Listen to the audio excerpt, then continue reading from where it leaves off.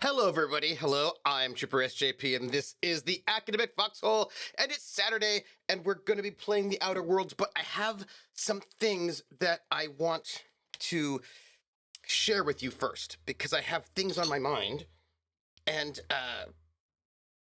and I want to share it with you. By the way, I just went and I got, a beverage, and so I wanted to, see what I missed in chat. Okay.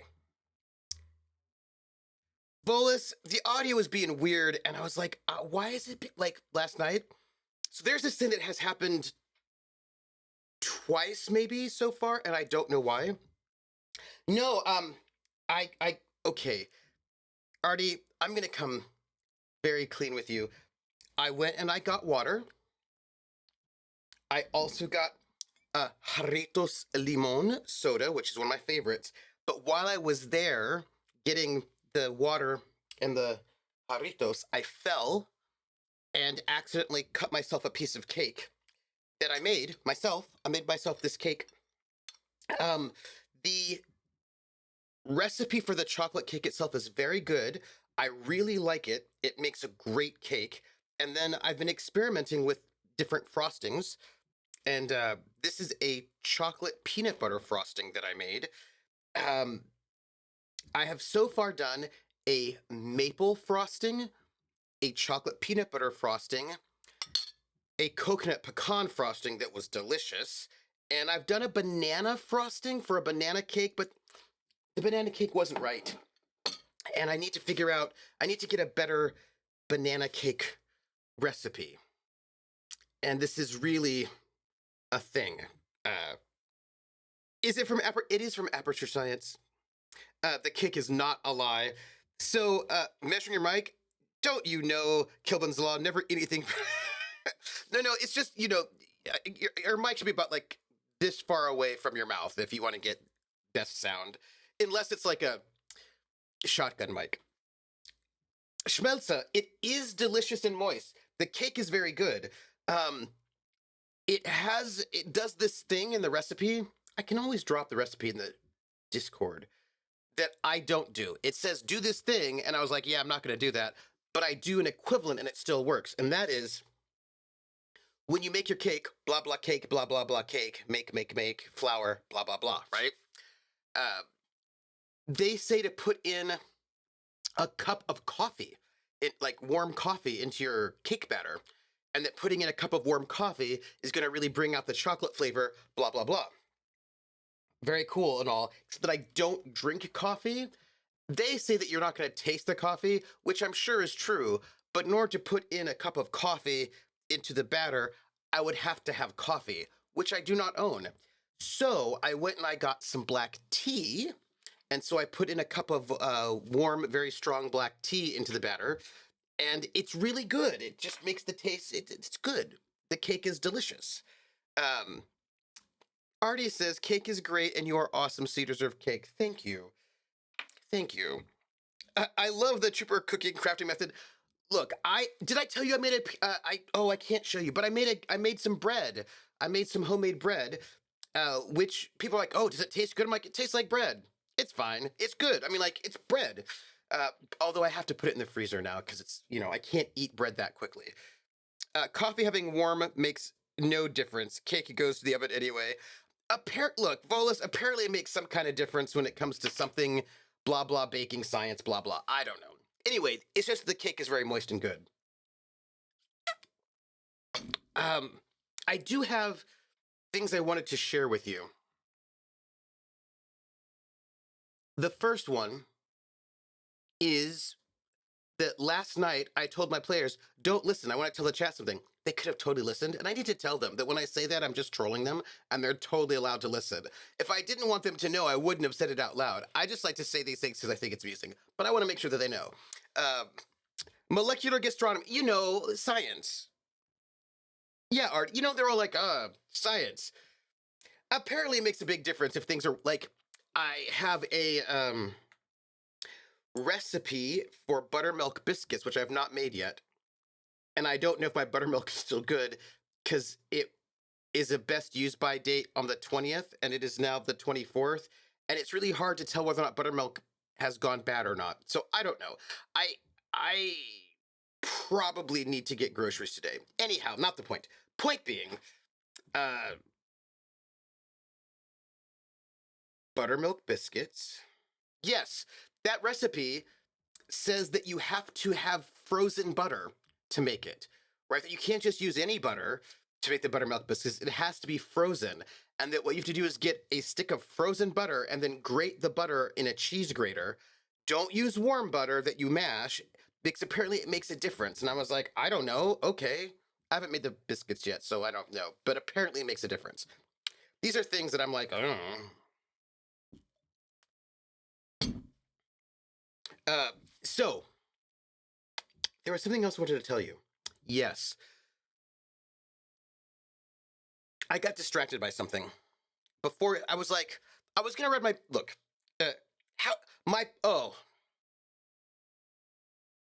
also, why is that my bit rate right now?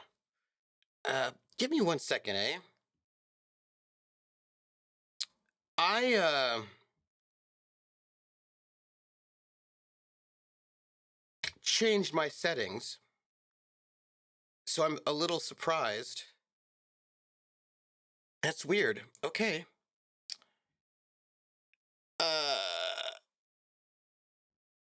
So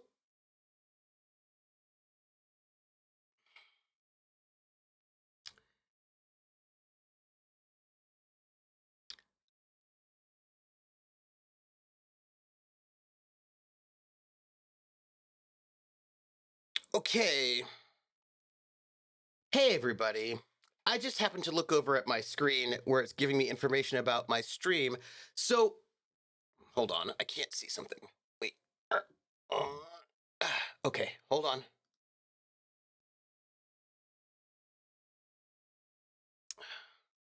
So, the other day I was streaming, Traveler, and I just happened to notice that I had like an unstable event while I was streaming. I think it was fine on your end, but it was like, oh, unstable. So I was like, that's weird. So I checked the Twitch inspector to see, hey, why do you think it's unstable? What's going on? And they said that my bit rate was too high. And I was like, that's weird. Okay, easily done. I can just turn it down. So I turned it down from 6,000 to 4,500. And I was like, okay, that should be fine. And I just happened to look, and it is above 4,500 right now, which is, but everything looks fine. So I think it's okay. I was just like, hey, I was trying to tone down my bit rate. What are you doing? Why are you still like, whatever? It's fine. Hey, Chromatic Chameleon, how are you? I hope you're doing well. Freezing makes sure, Josh says, that the butter is really cold, which is important for eating flaky layers in your biscuits. See, apparently these things matter. I don't know. See, that's why. So if you want flaky layers, then the frozen butter is good. This is like really interesting to me. Twitch has been acting flaky this week.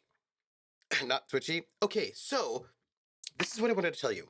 I'm gonna just turn on the game so that we theoretically play. You know, while we go. So this is about it's about flaky layers, maybe. Um, I wonder if this is about flaky layers. Now I don't even remember. Uh, I've got so much I want to share with you. Is what it is. Really, it's a lot. Uh, so, oh, Twitch acting flaky. Yes, Twitch. Who put frozen butter to Twitch? This is what I want to know. Oh, now I was gonna go take a bike ride today.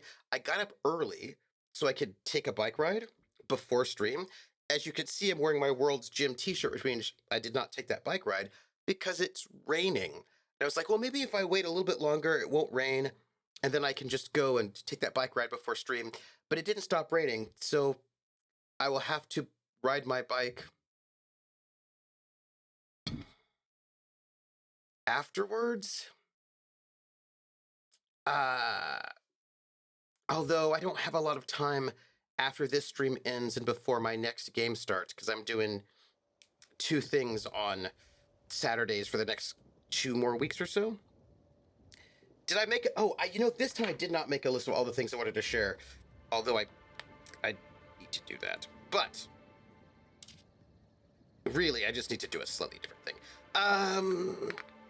Back to back. Yeah, I agreed to run like a 4-shot of Good Society, and so I've got back-to-backs for the next 2 to 3 more weeks, and then I might have more back-to-backs. Anyway, the point being that I'm probably going to have to take my bike ride tomorrow. But yeah, that's fine. There are too many things all crowding around a trooper's head that they keep fighting each other to get out. The problem is I only have one mouth, but I have 5 things that I want to say. By the way, let's just check out this. We've never been here, but this is really beautiful. You know, like it's gorgeous. Hey, speaking of transitioning from one part of a game to another part of a game, let's be old for a second. Do you remember how it was when you were playing a game? Oh no. Oh hey. Do you hear that? That's the sound of the metal creaking. That is very nice sound design, as a matter of fact. I just thought of playing a woman of X city using Good Study. Ooh, chromatic. That would be very cool. That would be very cool. Would I really want more than one mouth?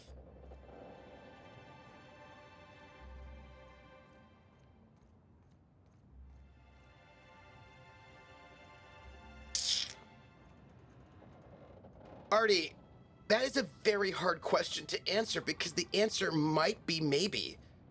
I mean, Artie, you just asked me this question, and here's the problem that I'm having right now. I feel like I should be able to say no real easy. The problem is that I'm not saying, like, I want to say no, like, well, obviously, I don't want to have more than one mouth, but, I feel like the answer might be yes. But maybe it's not yes. What if I want more than one mouth?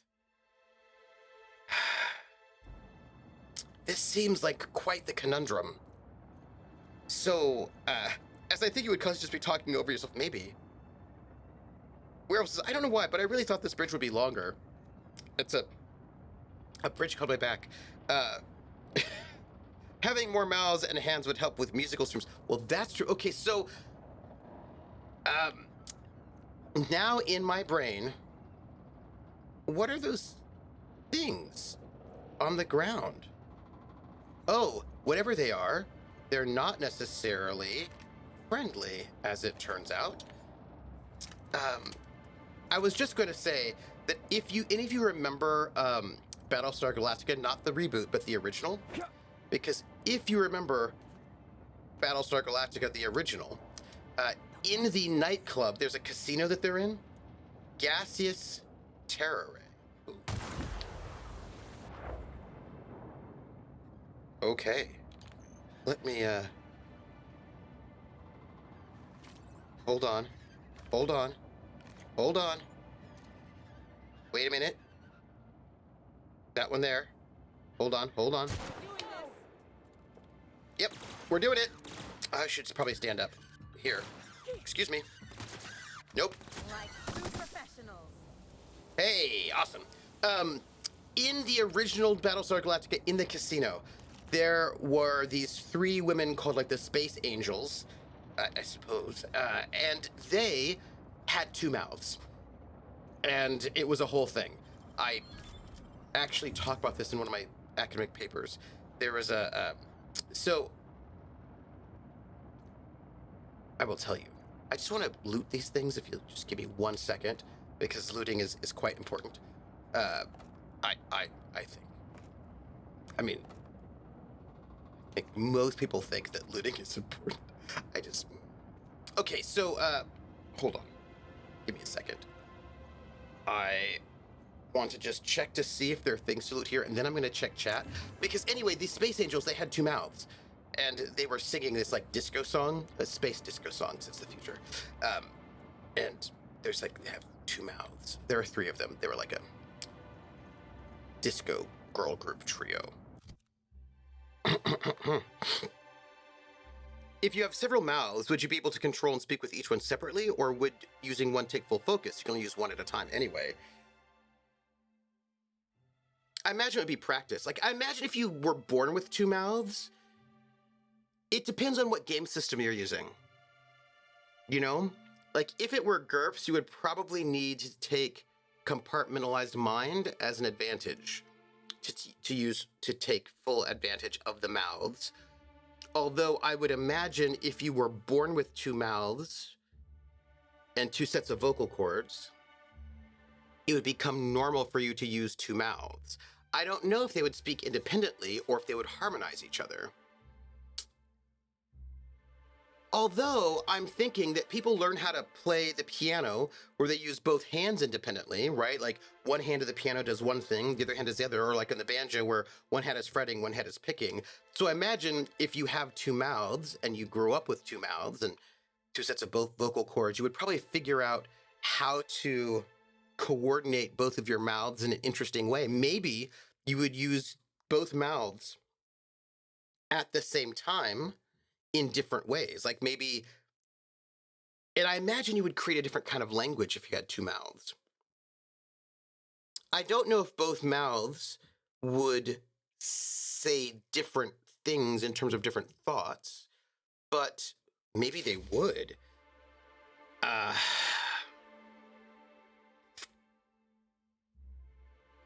Yeah, the singing ones are. Yeah. Hey, Blue Pointer, how are you? Yeah, you could harmonize with yourself, I'm thinking, right? It's the Brennan Lee Mulligan answer to snacking while DMing. The second mouth to eat while still talking to players. Oh, that's good. The triangle cars, yes. Who would want to harmonize? I'm just saying you could harmonize with yourself. Have you seen the new Crew in Town video of the old and new BSG? I have not. Is it good? There are mouths attached to the same lungs. Are the mouths attached to the same lungs as esophagus? Clearly same esophagus, but they would have to have separate vocal cords. The one that we were seeing in BSG. Surprise! I'm now here to distract Trooper from Jizza. Hello. I don't know if you can distract me, Krellin, because I'm currently a little bit distracted by the original Battlestar Galactica. Do you need vocal cords if one communicate via telepathy? No? I had a thought. One mouth says the factual information, the other mouth adds emotional context, like those things from Mass Effect. Ooh, that could be good. So here's the thing that I was thinking about so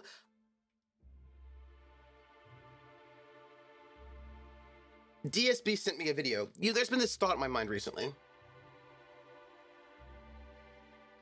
Not exclusively, but for a bit.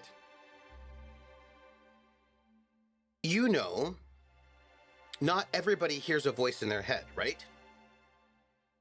It's called internal monologue. Not everybody has an internal monologue. Some people do not hear their voice. or hear any voice. I think we had this conversation. So they don't have thoughts like that. And is the extra mouth like xenomorph tongue? No, more like there's a mouth here and there's like a mouth here. I'll throw in Discord when I get to my computer. I'm on the phone. Oh yes, please do. Thank you. So some people do not hear an internal voice. Like when they think thoughts, they don't hear things. I do. I also see things.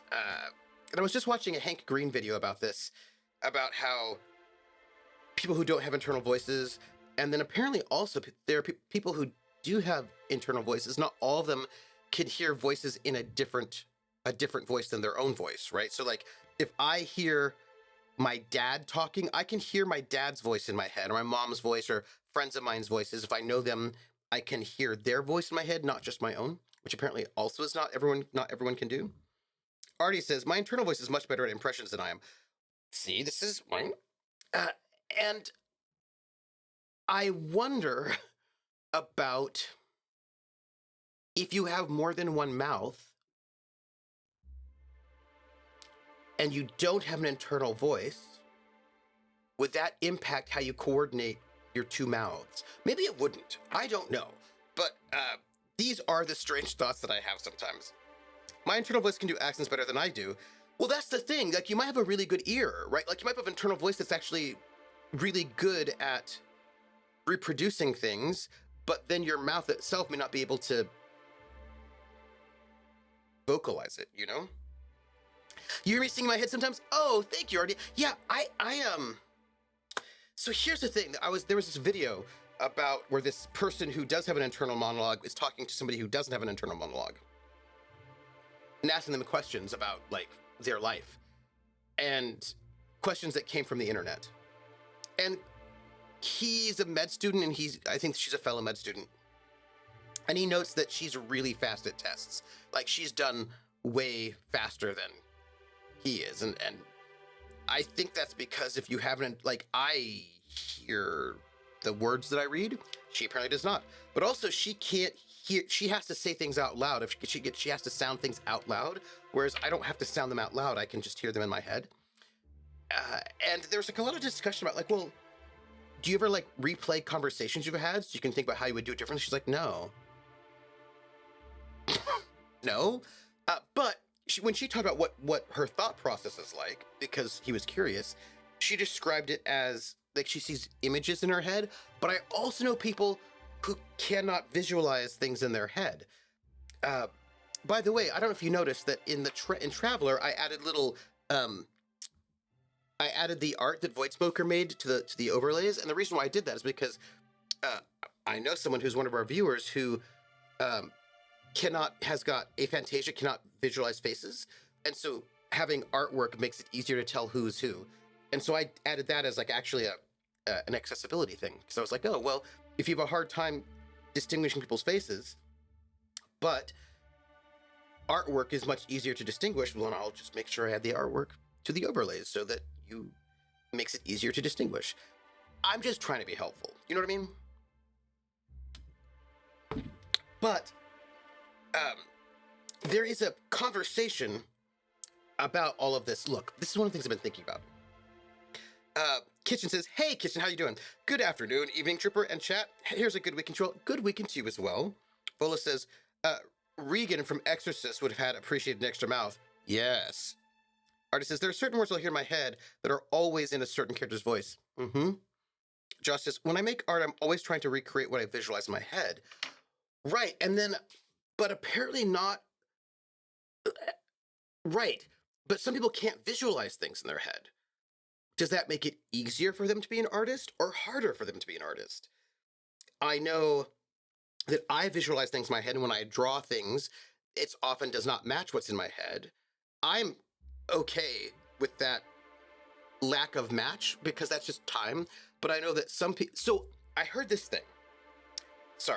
I heard this thing, and it was that it is easier to learn how to do art, singing, music, etc., learn skills when you're a child, not necessarily because you're more flexible, blah, blah, blah, and plastic brain, blah, blah, blah, but actually because your aesthetic taste is not yet developed, so you do not know that you're bad, right? So if you're a little kid and you start drawing and your house does not look like a house, it looks like whatever, you don't realize that, and so you're not demoralized. But if you try to learn how to do these things when you're older, you know that what you've produced is bad, and so it can demoralize you and think, oh, well, I'm not very good at this, and so you just stop.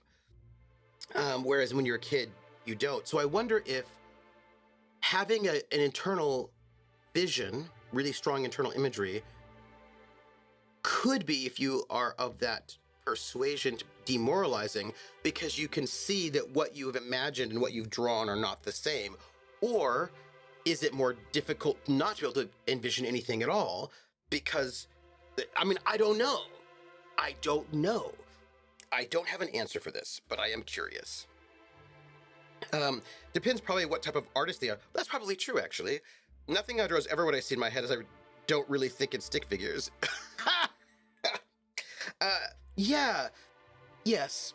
It is quite frustrating for me personally. See, this is what I mean. Like, maybe it's more frustrating to be able to see it in your mind than if you couldn't. But then again, I do visualize and I do hear things, so I don't know what it's like if you don't. But I find the idea quite fascinating, and I am curious about it. The woman who did not visualize did not find that her lack of visualization was at all interesting. She thought it was kind of boring, which I think is sort of interesting as well. Excuse me? Oh, there's a dead body over there, which, awkward. Ooh, hello. Don't mess with us. Yeah, don't mess with us. Yeah, you would think that these things explode, right? Like, that would be your thought. Oh, so this Hank Green video that I was watching that was all about this said this really interesting thing, which is another sort of conversation that I was having recently with DSB about this. I do not recall. The question I had was, is this conversation new about the internal monologue? And she's like, I'm sure people have been having this conversation for a really long time. And this Hank Green video said that it's only been a couple of years that scientists have sort of realized or discovered or been studying that not everybody has an internal monologue, which seems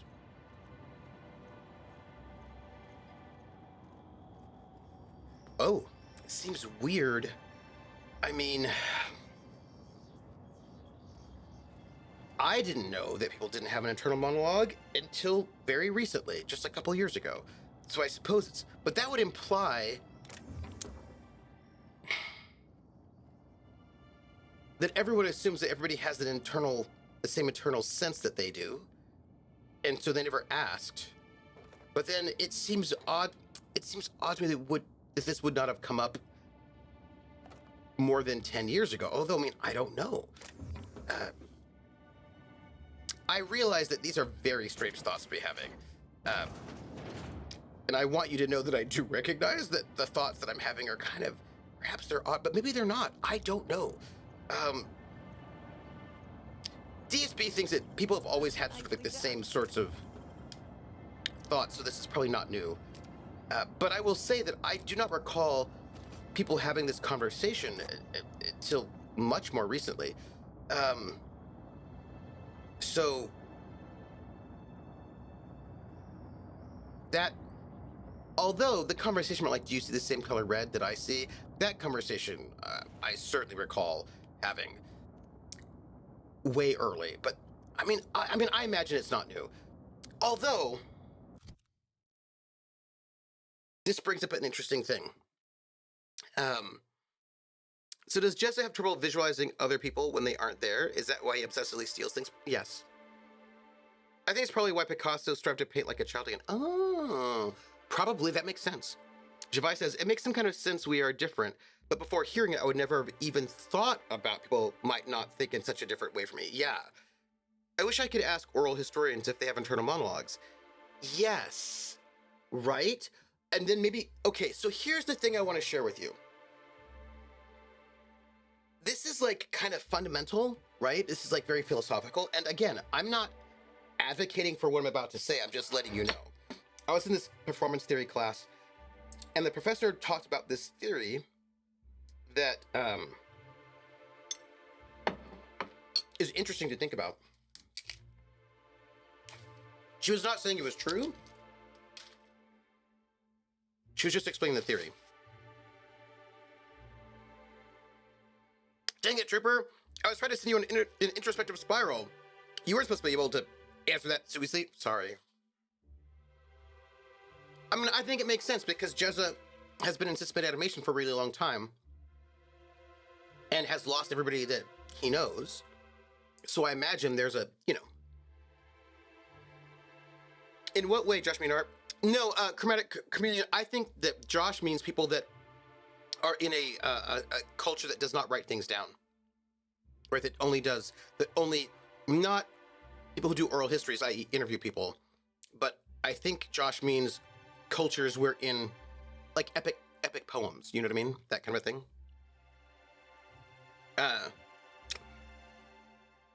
So,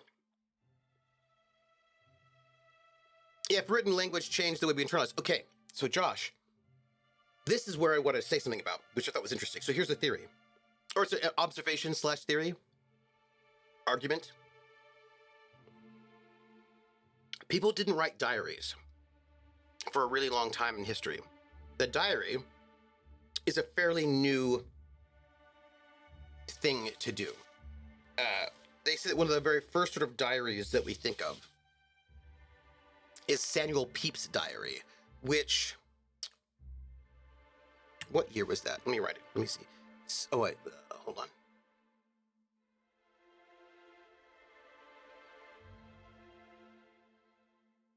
Yeah, so Samuel Pepys was an English diarist and naval administrator. He was born in 1633 and died in 1703.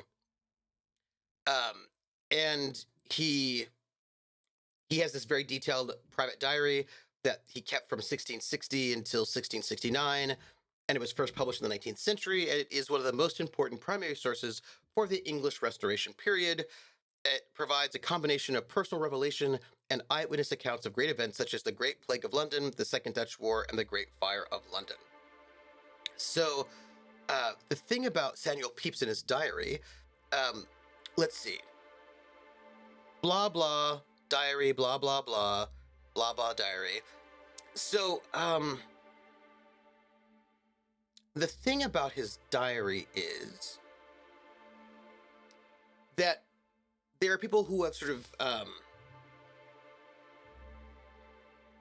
discussed how you didn't really get diaries before this. I mean, you know, people start writing diaries around this time period, whereas before you didn't really have diaries like this at all.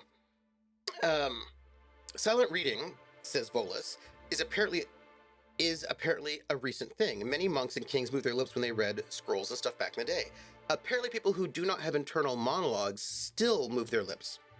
Chromatic says, in this case, I would say yes, and it grew our brains. Anthropologists have seen, since the invention of writings, then books and computers, our brains have shrunk. Interesting. When you didn't have readily accessible paper, diaries are much harder to do. Artie Snack, that is a very good point. I love that. So what this prof said, this is not the prof's theory, this is from somebody else writing about it, that basically the thing about Samuel Pepys' diary and diaries from this time period, their sightings from other scholar, points to, I'm going to say this, and this is like, take this as a thing to philosophize about, right? That you couldn't really have diaries like Samuel Pepys' diaries earlier, not just because of paper, but because to have a private diary, you have to have the sense of a private sphere, right? Private property, private sphere, private self. And that in the era of, like, for real feudalism and earlier, people didn't have private selves in the same way, right? I mean, you've heard stories, of course, like in the medieval era, that everybody lived in the same room if you were a serf. So you would have sex and there would be other people in the same bed and also cows in the room and all that stuff. So, right, this idea that before really you get the concept of a private world, you can't really have a private self, and so then it doesn't make sense to keep a private diary, because the notion of privacy, including what that means for this, like an internal private world, et cetera, is just not the same. And so it doesn't make sense to have a private diary if the concept of privacy is not actually really functioning in the same way.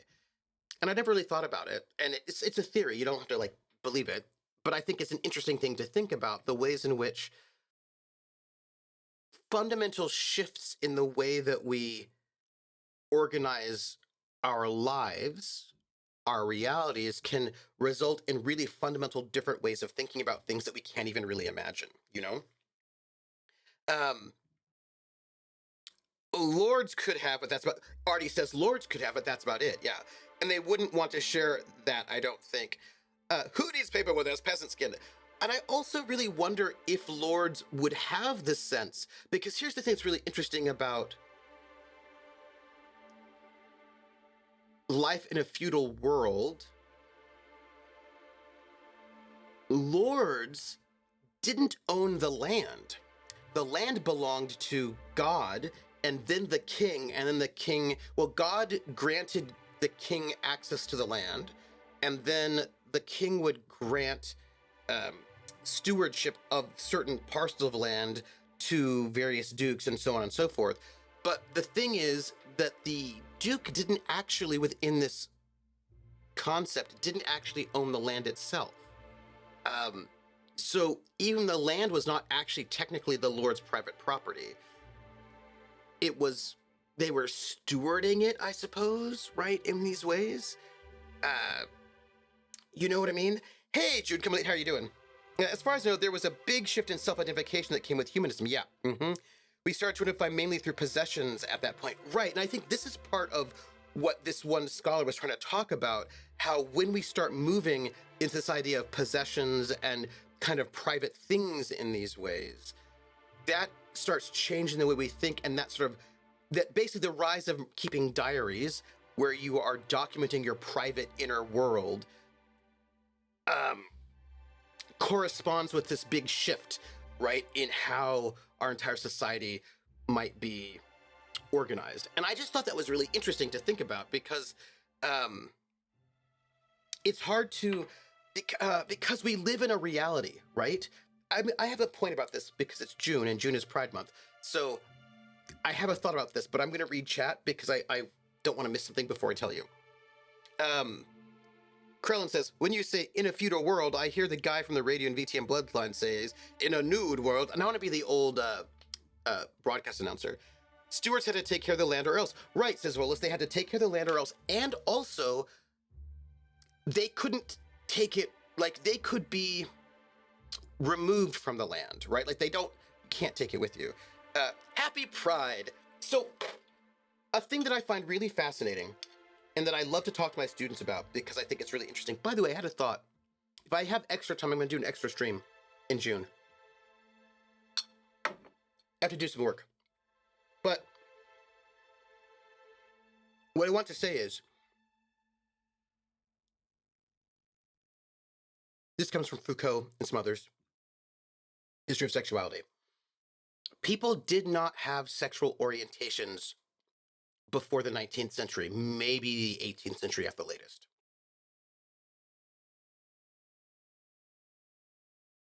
There were no heterosexual people, or homosexual people, or bisexual people in the 1600s, in the 1700s.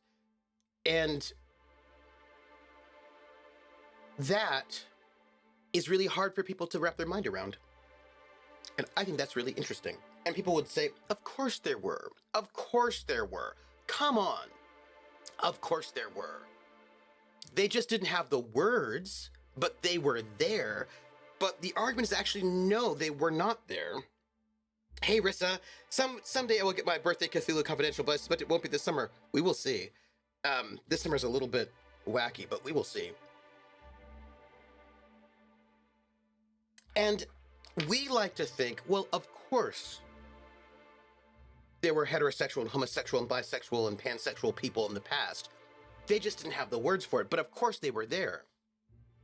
But that is us imposing our model of reality on people in the past who did not actually have that model of reality. We are operating from the idea that everybody is like us, they just aren't as smart as us yet, right? That of course, right? That of course somebody exactly just like me exists back then, and they just didn't, they just didn't have the language. June says, they maybe use different words, but the words you use define how you think about certain concepts. Boom, boom, boom, boom.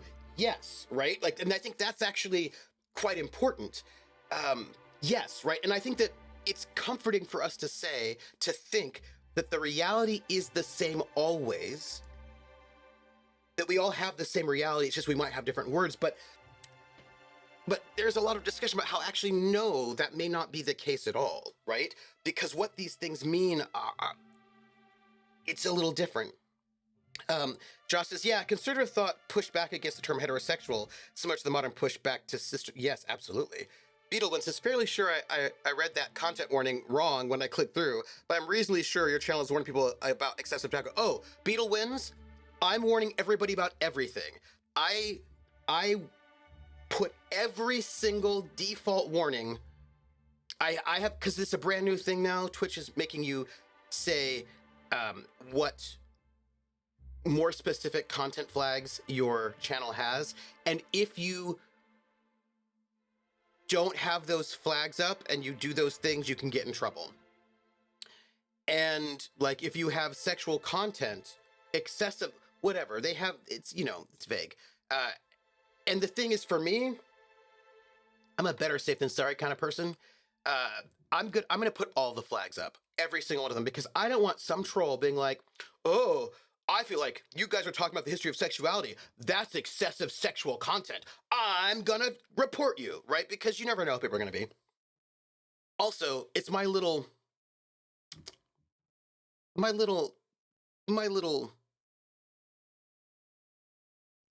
resistance, because I was like, yeah, I'll just put all the flags up. And so it's like, oh, and somebody who I think might have even been like somehow vaguely connected to Twitch, and someone was like, oh no, but you don't need to do that. And so it's like, yeah, if you put all the flags up, you won't be able to get advertising, because advertisers won't want to advertise on your channel that has all those things. And I was like, I don't care. I don't care. I get like $14, $12 for advertising a year. I don't care. But if everybody put all the flags up, that might be interesting, just to see what would happen. Not, just to see what would happen. I find that would be interesting. Yeah. PH, I'm here for the extreme content. PH, extreme to the extreme. Hey, Atomic. Atomic says, using that, what you call the philosophers that only were interested in men, as they believed only they had intellectual capacity for discussion, for them that was arousing. Yeah, right? This is, I think, also important to think about this. I'm just wondering what Twitch has about mediocre hot sauce. Look, they just really like mediocre hot sauce. Also, the game definitely has tobacco abuse, right? Totally take it for a second. So here's what I was thinking, right? I was thinking about, what does it mean to say that people didn't have a sexual identity before? And I talk about this a lot in my queer pop class, mainly because my students really have a hard time grappling with this idea that people didn't have a sexual identity in the way that we have a sexual identity. And I think it's really important to think about this. We tend to think today that people have a sexual identity, that it is inborn, somehow genetic, it is natural, it has always been there, right? Before you were born, you have a sexual identity, you always have one. And it is a real, probably biological thing that you cannot change or whatever. People have thoughts. And then some people would say, well, yes, well, mine is natural and yours is unnatural. There's a whole sort of discussion about that, right? People might be shocked that same-sex marriage isn't anything new. Pirates had maidalage and multiple bunkmates occasionally, absolutely. But again, what do these things mean? So when I talk about people not having a sexual identity, what I mean is it didn't make any sense in the past that people would have a sexual identity in the absence of sex. People didn't have sexual identities, they did things, right? For the longest time, that's kind of how things were organized. It was around activity, but not about identity. You just did things. And some people did those things, some people did those things, but it didn't mean anything about your identity because that it didn't make any sense. The idea that you could have a sexual identity at all just did not make sense. What does that even mean? That's weird. What does that mean? The concept was just not there at all.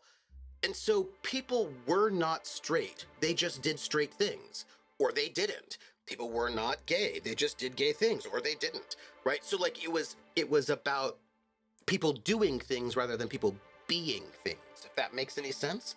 And we have now transitioned into a world where people are things rather than do things. And that is just not how people organize the world. It wouldn't make sense to them to frame it in this sort of idea of identity, if you see what I'm saying. And I mean, people still have issues with things like asexuality. Absolutely. Absolutely. Maybe the operative word of that statement is identity. Krellin, yes. The operative statement is the word identity. That is the crux of the operative moment, right?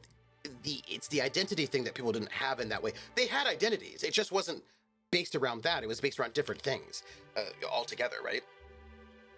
There were ace pilots in World War I, so they've always been here. As someone not having an interest or desire for sex, it's completely foreign to them. Yeah.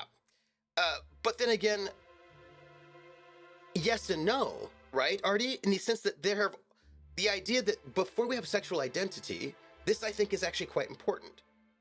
Before we had sexual identity, being ace would not be a big deal because it's about activity, and some people did activity and some people didn't do activity. But it only becomes really strange to imagine somebody being ace if you think of sexual identity being a thing, right? Do you know what I mean? Like, then you're like, well, wait, but everybody has a sexual identity. Why wouldn't you, right? But if it's just about activity, you can do things or not do things. And so asexuality as an identity becomes a challenge only when sexual identity becomes an identity, if that makes any sense. Well, people are weirded if someone doesn't drink booze too. You know, June says, I recently saw a great essay on this idea of sexual identity, and I was so happy that I'm not the only one angry about this belief that it's inborn and inflexible, right? And I mean, people have been angry about that for a while. Some people, I mean, like it's complicated, right, June? Because the problem is twofold.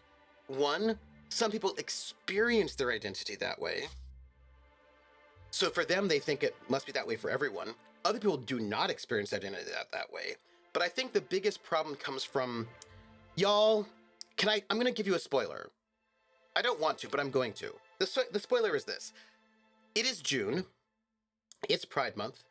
And currently, all recorded sounds from 1922 and earlier are in the public domain, which means I think I could put together a queer music stream that only goes up to 1922, because I have enough stuff. I'm pretty sure I have to go and check to see my early queer sounds, how much I have, because I'm pretty sure I could put together a stream, I don't know how long it would be, of queer sounds before 1922 and do a lecture about this early sexology era. I think I could do it. It would be, and I think I should do it as a bit of a test to see whether or not whether or not Twitch is going to freak out about public domain stuff or not. You know what I mean? Not Twitch themselves, but the DMCA. Because right now, everything before 22 is public domain recordings. And I think I could put together a stream. It is the 24th. Hold on. Give me a second. Okay. So here's the thing, everybody.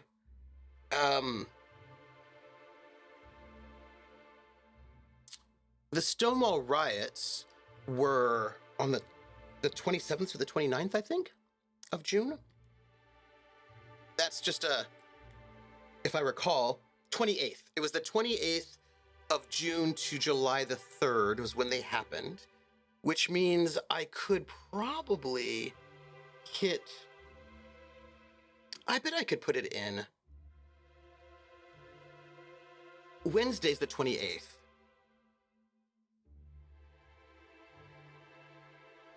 Which is I don't have a stream on Wednesday. I could maybe do it. I'm gonna write it down.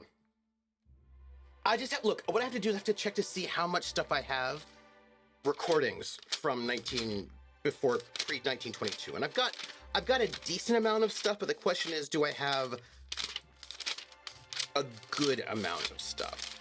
Let me, I just have to do a quick look-see. Hold on. Let me write this down. June 28, pre-1922 music.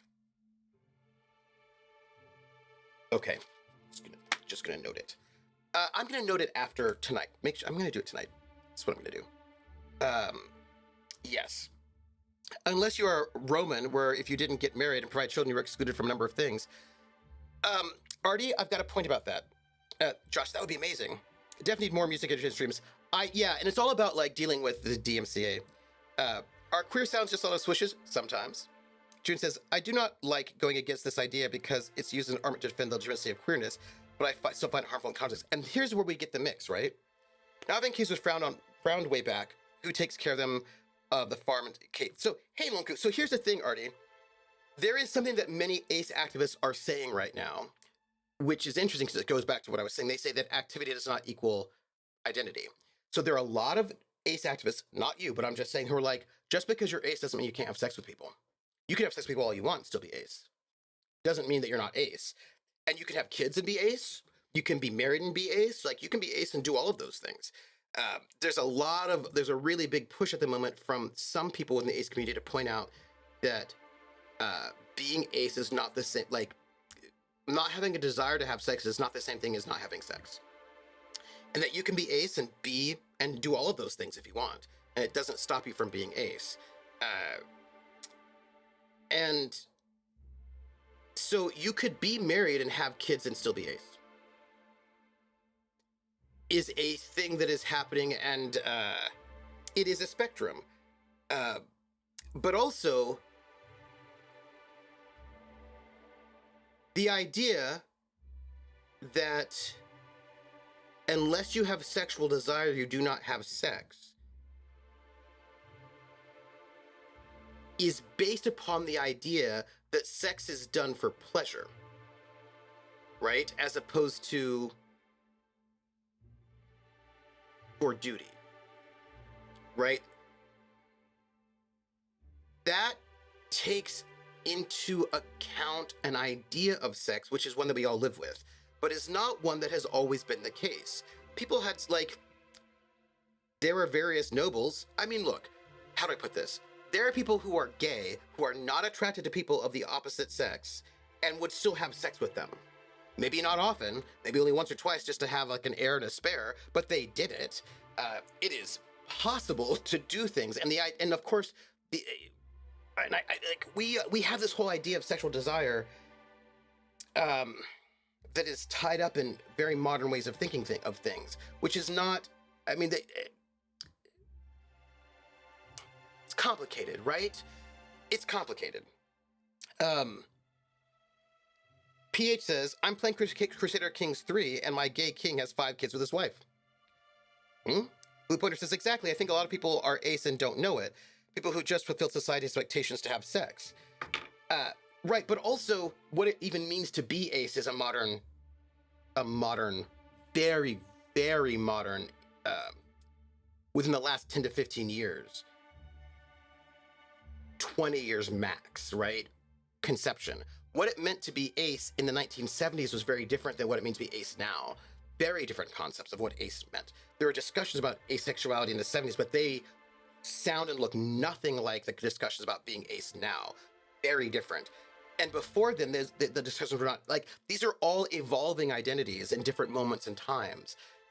You wouldn't have talked about pansexuality 30 years ago, 40 years ago, but you do now, and what that means is totally different. I mean, all these definitions are just very, very different and what kind of reality that implies is also very different. Beetlewood says, my dad is gay, and yet I'm still here, so, yep. Krellin says, I arranged to get 2 homosexual characters, both nobles, together in my Dark Heresy campaign, and what I said to them was, I expect an heir of this union. After that, I don't care what you do. Right, and the thing is, there are a lot of, like, really interesting ideas of what marriage is that has not always been the same, and what sex means and what it doesn't mean. And to go back to what June said, I think this is, like, actually really quite important. There are some tensions around sexual identity now that we've invented it that become tricky. And they are tricky because of the way in which they interact with the legal system. In the sense that civil rights in the United States, and also not just the United States, but also in many other countries, are based on the fact that you're not allowed to discriminate against somebody because of things that are immutable. Right? You cannot be a protected class when it comes to civil rights on qualities that are not fixed and immutable. So, because race is constructed as something that is immutable and genetic and fixed, and not within your power and control, therefore, you cannot discriminate against somebody on the basis of sex. Race. Asterisk, by the way. I've got a note here that I'm just going to tell you. I'm very excited about this thought. It's sketchy thought, but excited about it. So our legal system requires that whatever category we're talking about, in order to qualify for protection, it must be fixed and immutable. And so therefore, queer people are like, well, being queer is fixed and immutable. It is not a choice. It's not anything we can choose to do. And so therefore, as an immutable category, we deserve also to get civil rights. And that is the only way you can argue for civil rights within our system. So whether or not you believe that one's sexuality is a fixed, immutable genetic thing or not, one must argue that it is in order to get civil rights.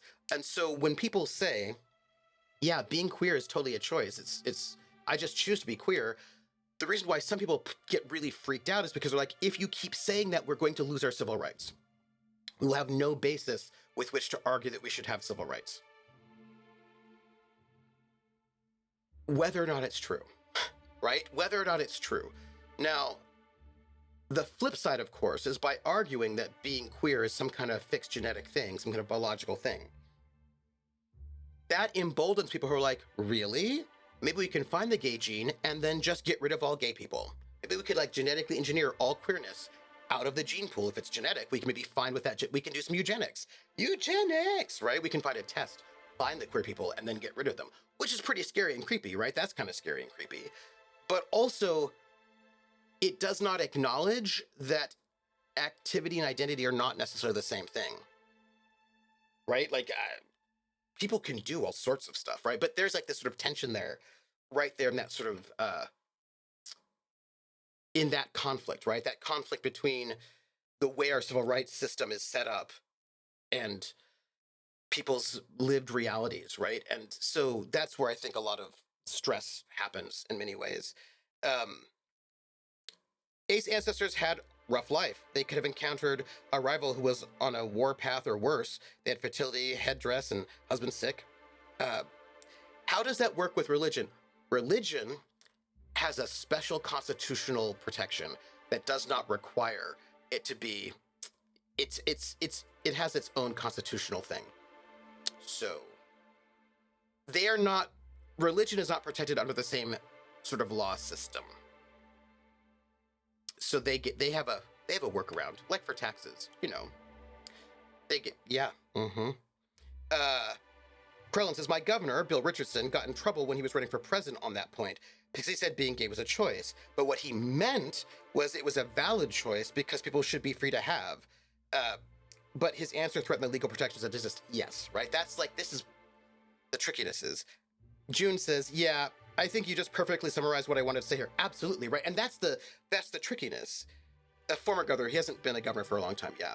And the problem is, so I will say, if we accept that activity is not the same thing as identity, right? That you can do things without that being your identity. For example, if you are If you have sexual desire, you can also just not have sex. Doesn't mean you stop having, like, you can just not do that. If you have no sexual desire, you can still have sex. If you are attracted only to men, you can still have sex with people who are not men, and vice versa, right? Just because it is your identity does not mean that your activity must follow. Let us just say that that is a true statement. That means that if you are queer, you could have sex with queer people, or have sex with people who are not queer, or have no sex. You could do lots of things, and like, just, you know what I mean? Like, but the problem with this, and this is just that's just true, and we all know it's true because there have been people who are queer who are in straight marriages and have sex a couple of times, and that's what they do. It doesn't mean they're not queer.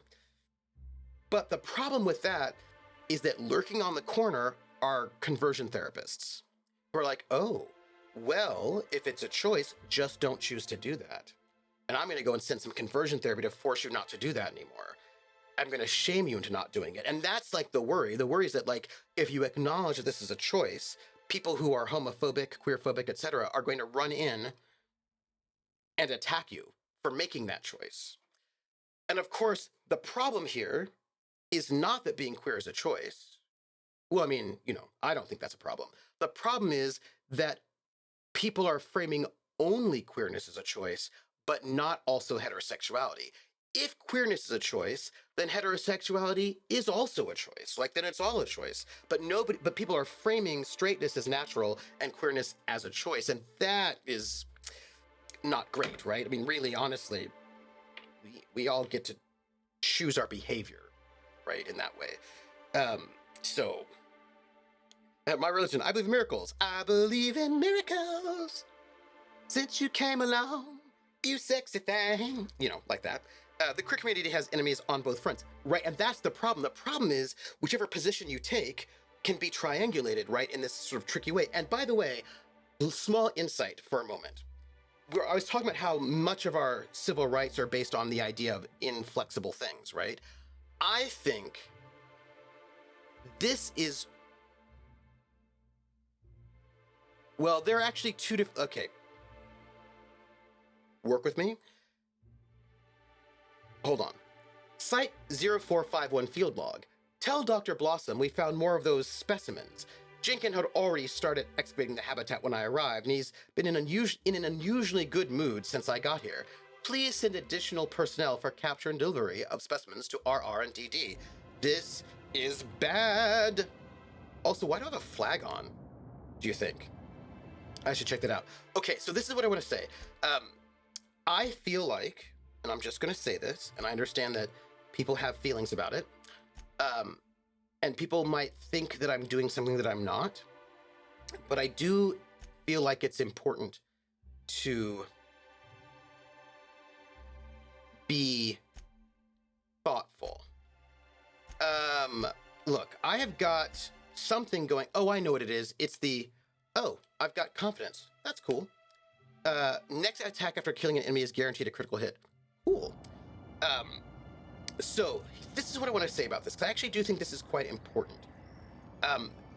And I know that there are many people who are like, well, I don't know why you need to think about them at all, because we hate them. I'm like, yeah, I get that you hate them. That's cool. Like, I'm not mad at you. But I want to talk about trans exclusionary radical feminists for a moment.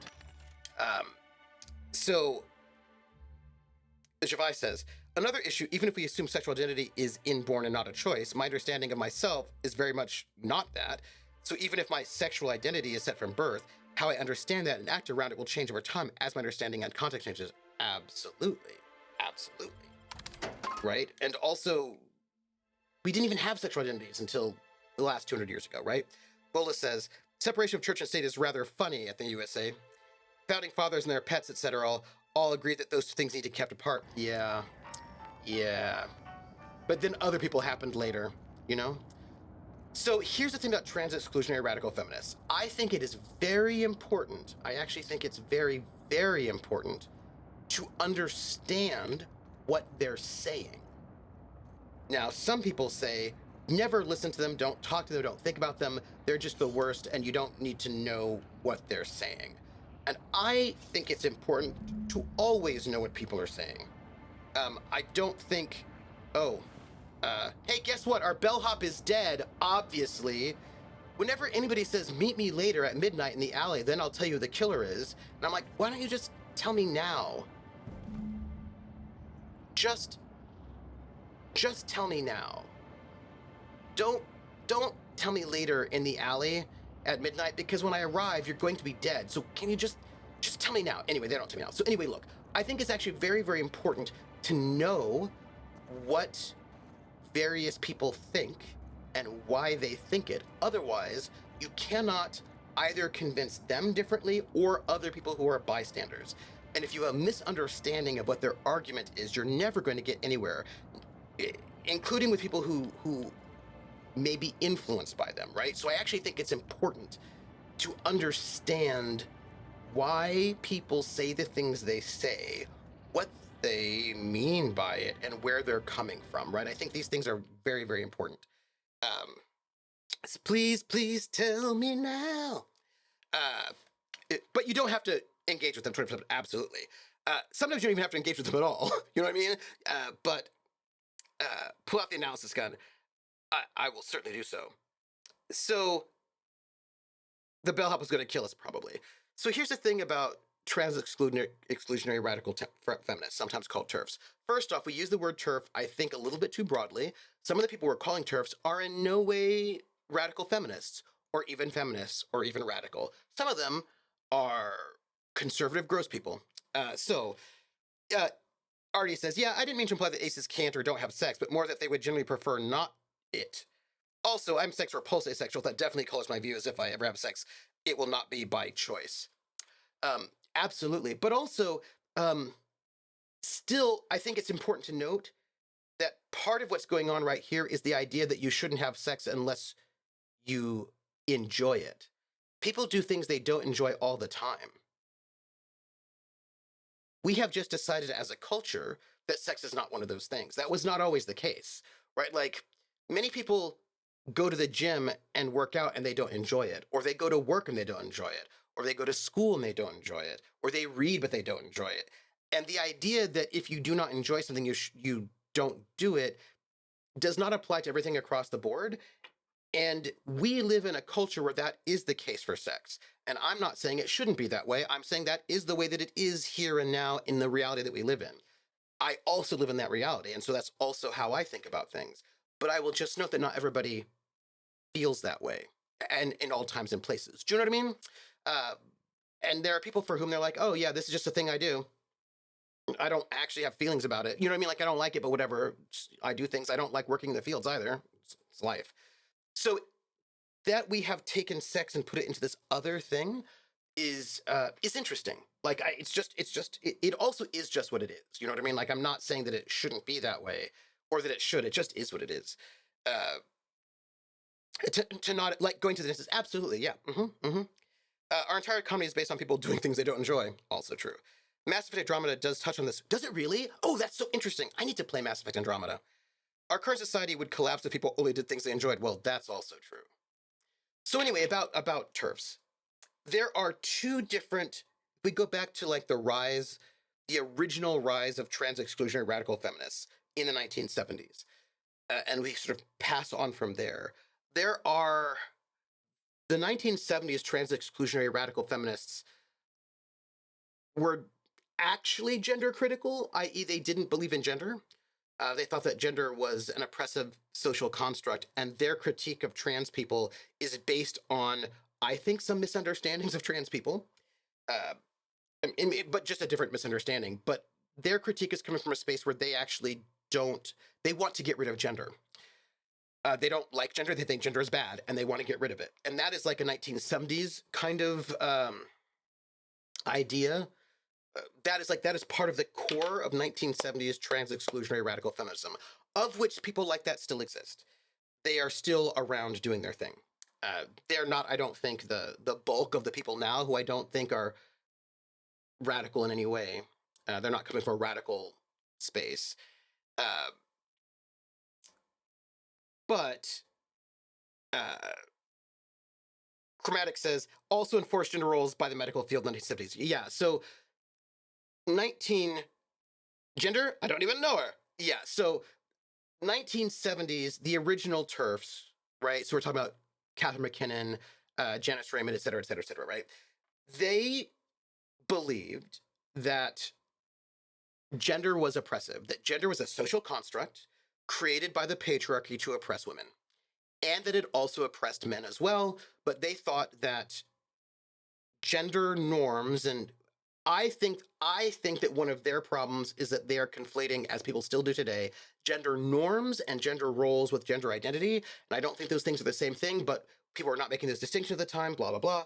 Anyhow, I mean, some people were, but so for that particular group of people, they felt as if gender norms were oppressive structures meant to oppress women, much like race was a social construct meant to oppress people of color, and that the impact of these oppressive hierarchical systems oppressed was harmful to everyone, but that they were bad, and that what you needed to do was to destroy these systems.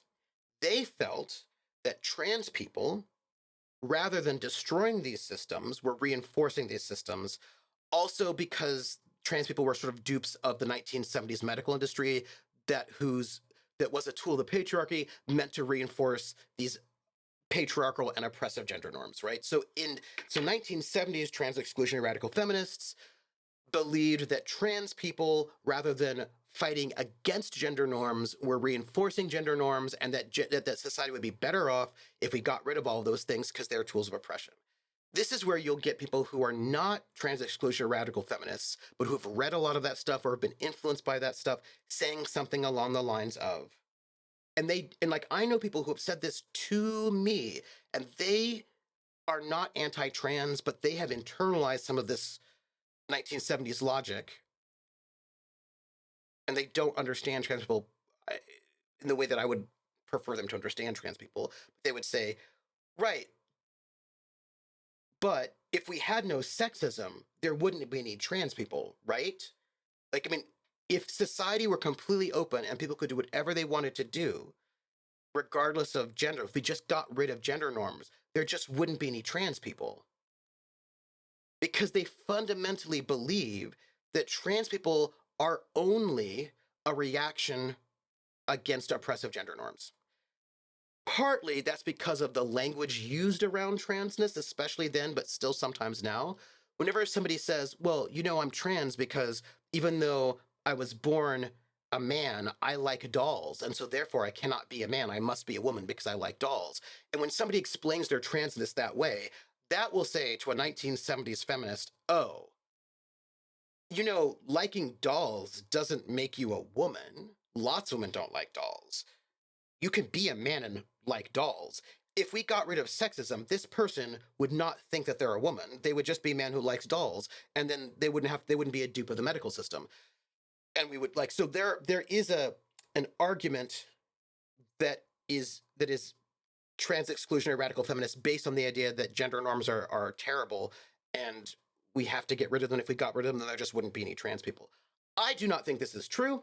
I think that but I think in order to convince a person who's coming from that position, you have to understand what they're arguing. And many people do not understand what they're arguing. They just attack them for being essentialist, and that's just not going to be very convincing to them. And they don't understand the arguments. They do not understand how to deconstruct the argument, right? Somebody who's coming from a radical deconstructionist space, you need to argue with them very differently than you would someone else, right? Yeah.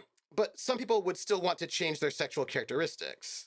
Yeah, they're not dolls. Barbie is an action figure, right? And so, and right, and Crone's like, and this is where we're going to get into these really complicated parts, because some people would, I would say yes, I would say that is the case, but then you get people now like, oh, transmedicalism.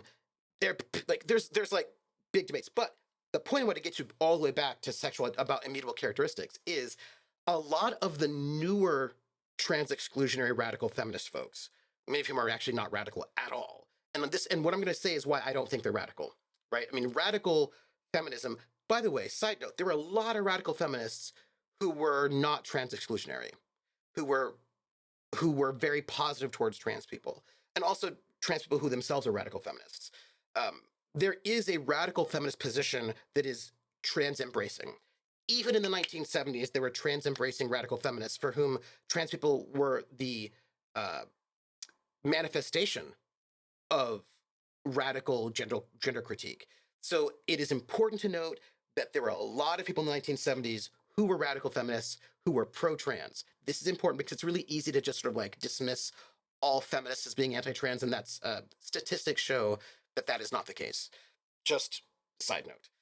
That's important because there's a way in which anti-turf rhetoric is being co-opted by conservatives to attack feminism in general, right? To paint feminism as bad, as a kind of uno reverso situation. Being like, see, feminism is bad. We got to get rid of feminism. And you're like, no, hold on. No, wait a minute, right? So noting that. But silent, I'm really excited to see the Bart film. I want to see it too. Okay, so to circle back around, one thing I think is actually quite important to note is that quite a few of the people who are coming right now, who I would again not call radical feminists, I think that their panic around transness is about the fact that, how do I put this? Our civil rights are based on immutability, right? So civil rights, religion is separate, are based on immutability. And trans people seem to them to challenge the idea of immutability of gender, right? That they would, and many of, if you hear this particular thread of people talk, they talk very similarly to certain strands of queer folks. Like there's a strand of queer folk from way back in the day, also still today, who are like, being queer is not a choice. I mean, who would ever choose to be queer? It's so terrible and so awful to be queer. I mean, if I could, I would just not be queer at all. I mean, who would want to do this? But I mean, I just have no choice. And so it is 100% an immutable thing. It's just so awful. And so therefore, since you know that this is sincerely not a choice, you have to give me civil rights, right? So there are people who, that is a particular style of rhetoric, which I think is just awful. It has been effective, but I don't like it. And a number of these people who are coming out now, a number of these modern trans exclusionary folks are saying the same thing, but about gender, right? They say being a woman is so awful and so oppressive and so terrible. We would never be women. And many of them have actually said this. J.K. Rowling has said this. J.K. Rowling is like, when I was younger, I wanted to be a man, right? Like, they will say it. They will say, like, if I had a choice, I would absolutely not choose to be a woman and be oppressed. But being a woman is immutable, and so I deserve civil rights. And the minute somebody transitions, all of a sudden the immutability of gender gets put into question. And I think that this sort of modern, not radical anxiety around transness and their insistence, right? If you notice the modern trans folks, 70s trans exclusionary radical feminists would say trans women are not women because they actually don't believe in the concept of woman, right? Like they're like, we don't actually believe in the concept of woman. So trans women cannot be women because there are no women, right? That would be like this one radical strand. But you're getting this strand that also did exist in the 1970s. They just were not radical feminists, right? That strand did exist, which is trans women can't be women because woman is an immutable concept that cannot change. And because I'm concerned that if we allow for people to change gender, that will mean that gender is not immutable, and then I will lose my civil rights. So I think that there is an anxiety, an anti-trans anxiety that's based on the same trap that causes some queer people to insist that being queer is immutable and outside of history and outside of time and place, or outside of any kind of choice. And it is because we only grant people civil rights if they can prove that the quality we're talking about can never change, is an unchangeable thing. And then in that context, for those people, trans folks seem to threaten them because it makes them feel as if their gender might be mutable. And so I think that we have two different anti-trans groups who are coming at gender in very different ways. And so it's really important to know. And here's the thing, the if you argue to convince one side, that will reinforce the bias of the other and vice versa. So you have to be really thoughtful about what exactly are you arguing and how are you arguing it and how do you interface with these particular kinds of anxieties and worldviews so you can get people, to be less bigoted, I suppose, right? Um, the Barbie movie looks really good and I think is going to be more profound than most people expect. Well, Margot Robbie's involved, right? And she's quite smart. So I am... Okay, everybody, guess what? This is some badness here, is what we've got. I just thought I'd share with you that we have some badness. Right here, we've got people in a bad space. Violent, dangerous people. I'm going to just shoot them. Oops. Oops, I missed. There we go. Yeah, this is... Oh, hi. Pardon me. Okay. Hi, everybody. Ooh, how you all doing? Oh, her armor was messed up. So that was some violence. Just thought I'd share that we had a little bit of that violence going on. Also, I'm not doing particularly well. Yeah, so I just think it's important to note that these arguments are coming from very different spaces and to think about where the arguments are coming from so that you do not reproduce their arguments. Because I think that one of the problems that ends up happening is that because people don't really understand their arguments, they end up making the same arguments that people who are against trans rights are also making because they don't realize that their argument is actually feeding into one side or the next. And I think that that could be overcome with just different wording, right? Like I would never recommend to anybody to say, I'm trans because even though I was born in a female body, I never liked makeup. And so therefore, clearly, I'm actually a man, right? Like I do not recommend that I don't recommend that. I understand that people will understand. There are people who do not understand gender and who are very conservative in terms of gender who will understand that argument and will accept you if you make that argument because they do not have a very nuanced understanding of that's their reality and that person may be your parent, right? That like you might have a parent who will only understand your transness if you explain it in that language. But I do not recommend using that language because that language is not, look, it's really hard. The whole thing is very difficult because how do you explain gender to people who have a completely different... It's...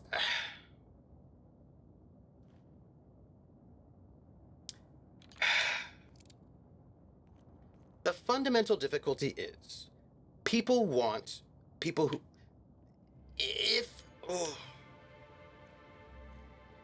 How do I explain to somebody who is not somebody who is cisgendered what it's like to be transgender if they don't even realize anything about this?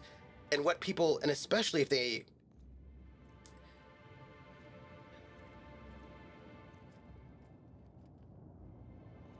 So,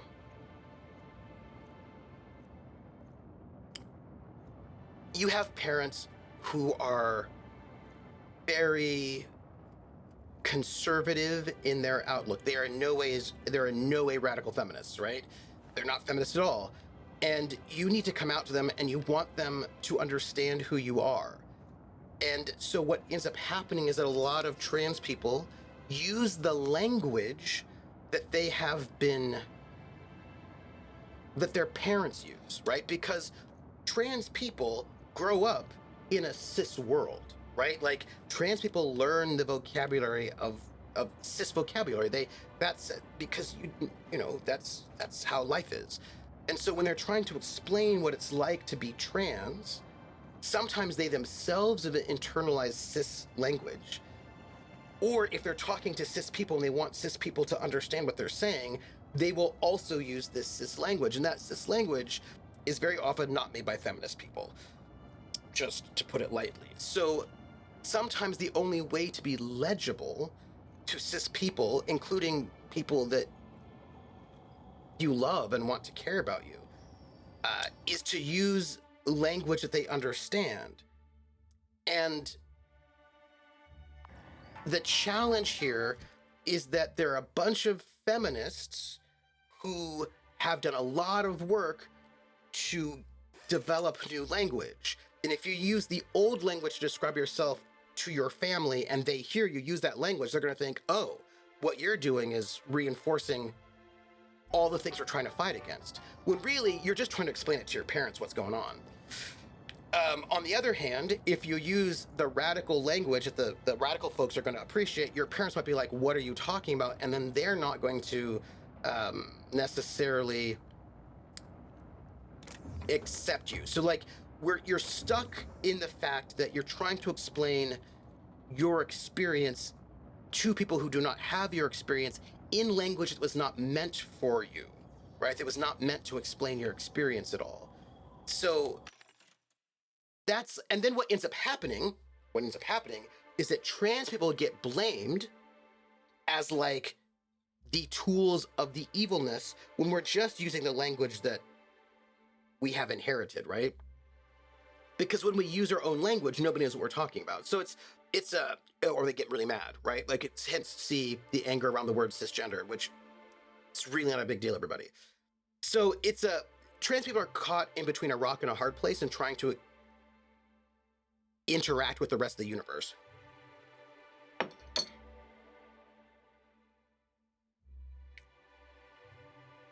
Josh says, almost like we need a new amendment that focuses on bodily autonomy. I would love that. But I doubt that will happen in our lifetime under the current environment. You never know. Hasn't happened yet, but I would love a constitutional amendment about bodily autonomy. I would love that because that would impact reproductive freedom, end of life decisions, transness, all sorts of things. I think that would be great. There are people who have uteri, who want to get their tubes tied and they can't. Their doctors will not do it. They're like, hey, I would like to get a hysterectomy or I'd like to get my tubes tied. And their doctor's like, yeah, you're in your mid-20s and I just don't think that's a good idea for you. And so they don't get to have that surgical intervention because the doctor decided, no, you don't get to have bodily autonomy. So this lack of bodily autonomy hits a whole, and like there are people who have testes who want to be castrated and doctors won't do that either. So clearly bodily autonomy hits all sorts of people and it would be really great if we had, Josh, I would love that. I would love a bodily autonomy amendment I think that would be great. What is your best practice to explain being trans? Chromatic, that's a great question. And I do have an answer for you on that one. Hey, Sithil, how you doing? Hi, Spinny. Why should the feminists have any say how you speak to your family? Hey, well,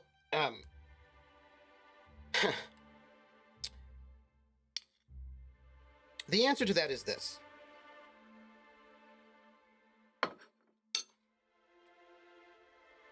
No one has any say over what you do at all. You can do whatever you want to do, right? Do what you want to do. That said, those feminists who are acting in good faith are concerned that the language you use is messed up and harmful. In the same way that you can speak to your family however you want. You could say racist things to your family all the time. But there are some people who are like, I don't know if you should be using that really super racist language because I think it's harmful to people besides yourself. So this is about community versus individual, right? There are people who are like, yeah, this kind of language there's a reason why people say, you should maybe not use the word dumb as an insult because it reinforces ableism. Now, no one's the boss of you. You can use ableist slurs all you want. No one can stop you. But when people say, hey, maybe you shouldn't be using ableist slurs. They're saying that because they're concerned about a community. So what you have is a tension between individual and community. And usually these larger groups are saying, you know, the things you're saying do not just impact you, they're also impacting a larger group of people. So it's not great for you to do those things because the things that you're doing are also hurting me and other people. Now, you might say, I don't care if I hurt you, right? Or you might say, I don't believe it does. But this is, if we want to be in good faith, and the other side is like, yeah, sure, but this is the only way I can communicate with my family right now. And if I can communicate with them right now in this way, I might be able to bring them along step by step. This is like the first step, and I might be able to get there later. So there is like a good faith struggle on all ends about how to deal with these things. And I'm not saying there's one answer about this one, but I'm saying that we have to understand what the struggle is. When somebody says, maybe you shouldn't say that being a woman is a cancer, like being a woman is the worst thing ever and women are awful and that's why I'm not a woman, maybe you shouldn't say that. They're not saying that because they're evil. They're saying that because you're saying really awful things about women in order, that's, and that's maybe not great. So I do not think it is unreasonable for people to say, hey, the language you're using is kind of harmful and not great. So, you see what I'm saying here? By the way, I'm going to use the workbench to break down the weapons I just got.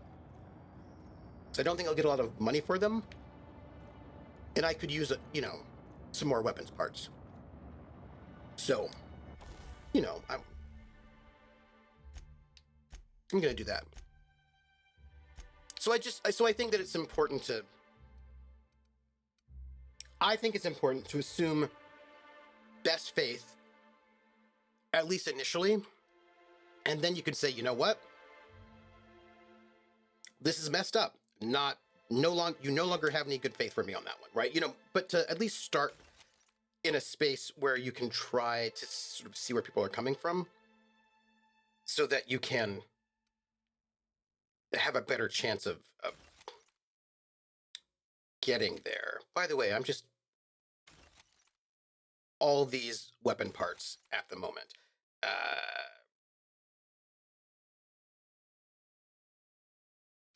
That I could sell. I feel like I could sell that. Okay, so I've broken down some stuff. Now I'm going to sell some extra so that I am under encumbrance. And then we're going to ask the question about how do you talk to people who do not understand a trans experience without falling into traps, right? About when having to try to communicate to people outside. That sort of thing needs to be covered by code switching. Boom, says Krellin. Yes, but in our newly hyper-public world, it's hard to get away with code switching. Yes. See, Krellin knows where I'm going. Krellin knows where I'm going.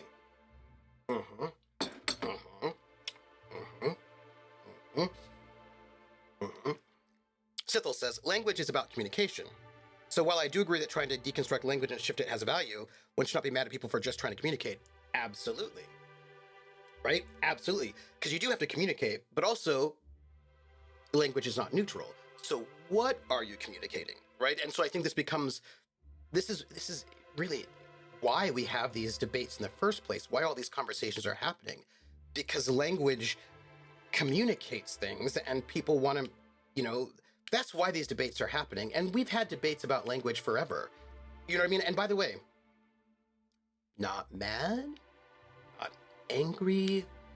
I'm just noting that this is I get that it's frustrating when people want to police language, right? They're like, why are you policing my language? Just let me do what I'm going to do. I don't want to deal with this. I get it. I understand that frustration. I would just say that our language has always shifted. This is just a thing that has always happened. Right? And so it's not like it's not like a product of wokeness that didn't just show up right now. It has always been here, right? These are things that have always been here. And these things matter. And I say that in both directions, right? There may be times where it's really important for you to fight to change how we understand language. And it may be important for you at some times to fight for that change not to happen. I'm not saying that changing language is always better. It might not be. It might be worse for you. I don't know. Have to find out. But I'm saying that these things are important places of contestation and that they matter. Which means, you know, maybe it matters for you that they don't change, or maybe it matters that they do change. All these things are possible. I'm not making I'm not making a grand pronouncement on this one. My main grand pronouncement is that people are arguing these things for reasons. They either argue to change them or not to change them. But I will also that language changes all the time, and also doesn't change all the time, right? So this is just part of the process of living in society, right? Like, I actually don't think it's bad or good in some kind of universal way. It just is. Sometimes things change and sometimes they don't. And that is also life. That's just it. That is how it is. And it's just up to you to try to figure out, interesting, where you're at any given place in time, you know? Oh no, you're gonna say my brother isn't wrong about code switching. No! We'll see. I think the whole cis or cisgender thing is that they're trying to prevent it as it moves it further from being the norm and the default, or the standard. Yes. Right? It's about, oh, Artie, breaking down your weapons like you were breaking down your thoughts. Yes. So this is one of the issues, right? Is that when it comes to power, one of the ways in which power and privilege works, and this is not to say that people with power and privilege are bad people. This is actually a way to perhaps humanize this process just a little bit. Is that it is very hard to, excuse me? It is, where are you? Ooh, it is very hard. Oh, hi. Excuse me. It is very hard to, unless you're like a bad person, it is very hard to exercise privilege over other people when you know it's happening. Many people do not, some people know that they've got privilege that they're using in a bad way over other people and don't care. But in my experience, many people do not actually see that they have privilege over other people. And our system works to make it difficult to see it. And there are many ways in which we reinforce this idea. And one of the ways in which people who are trying to fight against oppression work against their own interests is by framing people with privilege as bad people. If you frame having privilege as a moral failing, then nobody wants to have privilege. And that means the minute you think, but I'm not a bad person, then you say, well, then I must not have privilege. If we frame having privilege as equaling you are a bad person, then no one is going to want to have privilege or will admit to having privilege, because that makes them a bad person. And the system that reinforces hierarchical differences does not want you to realize that you have privilege, because if you have privilege, realize it and feel gross about it, then you're maybe going to want to do something to dismantle that system. So the way the system reinforces hierarchical structures and privilege is by making the people who are in the center not realize that they're in the center. Cisgender decentralizes and makes visible cisness, right? And so having an adjective in front of gender to describe neutrally people who identify with the gender they were born with makes their gender visible, which can make them feel uncomfortable. In the same way that some people do not like the word heterosexual or white, or it's the same way that people who have a lot of money sometimes will say they're just middle class because they want to erase themselves, right? And so making the norm visible is not an attack, but and there's nothing wrong with like just noting where you're at, but it does threaten a structural process that relies on the invisibility of the center. So this I'm yes-anding Artie Snack right now is what I'm doing. Just by the way. The hunters wait patiently. No prey arrives. The hunters leave. Rissa says, "Did you actually analyze the dead bellhop?" The thing is, whenever I get close to something that would have an anomaly, the game tells me. The game says, "Hey, there's a spatial anomaly detected," and I've not gotten any spatial anomaly detected announcements from the game recently. So I don't think there's one there. Although I do have a question about. Silvio Tran setting a new record for the Grand Colonial Bellhops Laundry Cart League. If you're listening to this, you're listening to history. And Talltree, as we agreed, when I win, you're scraping terrorist shit off the windows for the rest of your contract. And you can stow the fear of heights routine because there's no way you're weaseling out of that, pal. Here goes.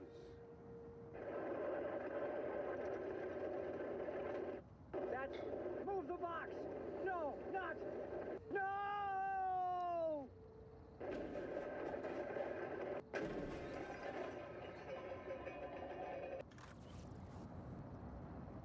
Oh, that didn't work out so well for that person.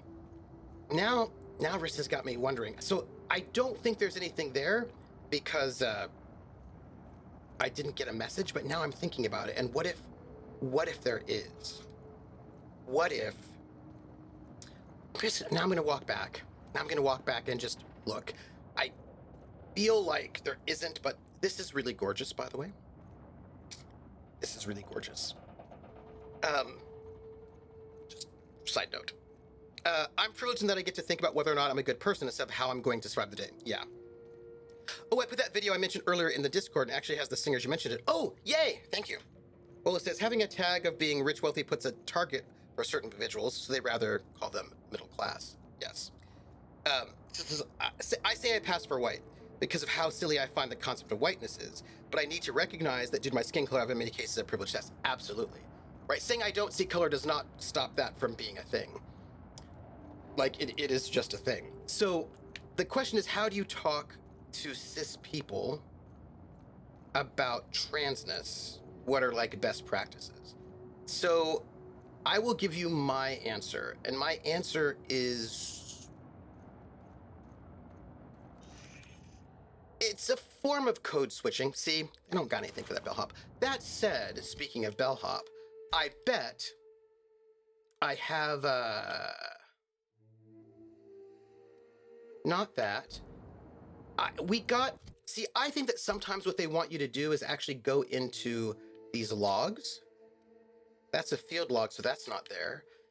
So maybe we go to quests. See in the stars. We speak to... Okay, blah, blah, blah. We need to confront Spencer. Speak with Spencer Woolrich. Right, I still have some questions about that. Go to the meeting spot. Right. Find the productivity queen, also fine. Investigate the complex between the hotel and the orchards. Oh, we've got to go back to the orchards, I think, to check that out as well. That's great. There are some things going on here that I feel like we probably need to check out on this other side, but, oh, the profit of profitability is in the Wilderness Exploration Reserve, so we definitely need to keep going where we're going. So we're going to do that. So here's what I think about it.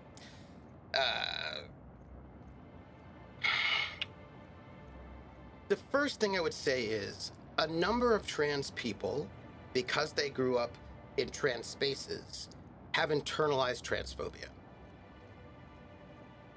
And that's a thing that you have to work through.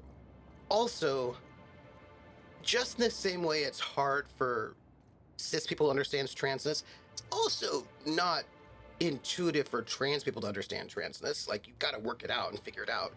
And if you've ever hung out with some trans people who have just started transitioning, they will sometimes say some unfortunate things that they will probably not say in 2 years' time. That is just also the nature of growth. So grace all around. Everybody has to like figure out some things. I know people are like, oh, that person can't get my pronouns right. They're the worst. The person saying that sometimes also can't get their own pronouns right, because they've only just started using their pronouns. They have to get used to it too. So like, there's a way in which sometimes some of this is just, we have to recognize that, what is this? All sorts of people, have got, a process of growth, and that's okay.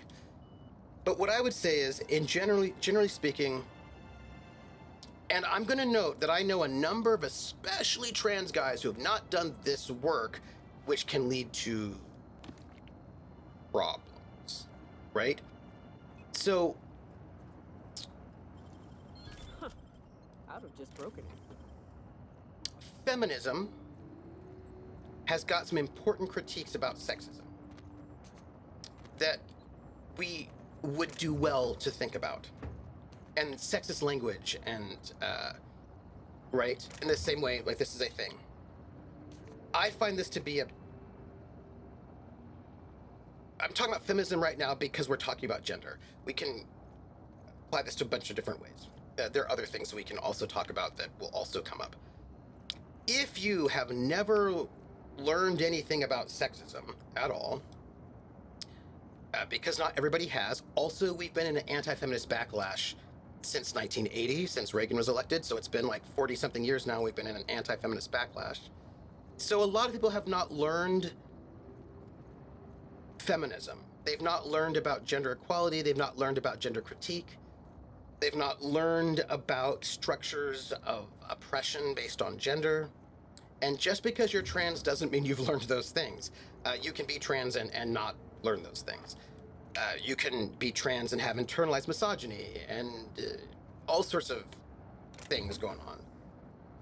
And so sometimes trans people, being human beings who are people, they have internalized a lot of sexist ideas about gender and language.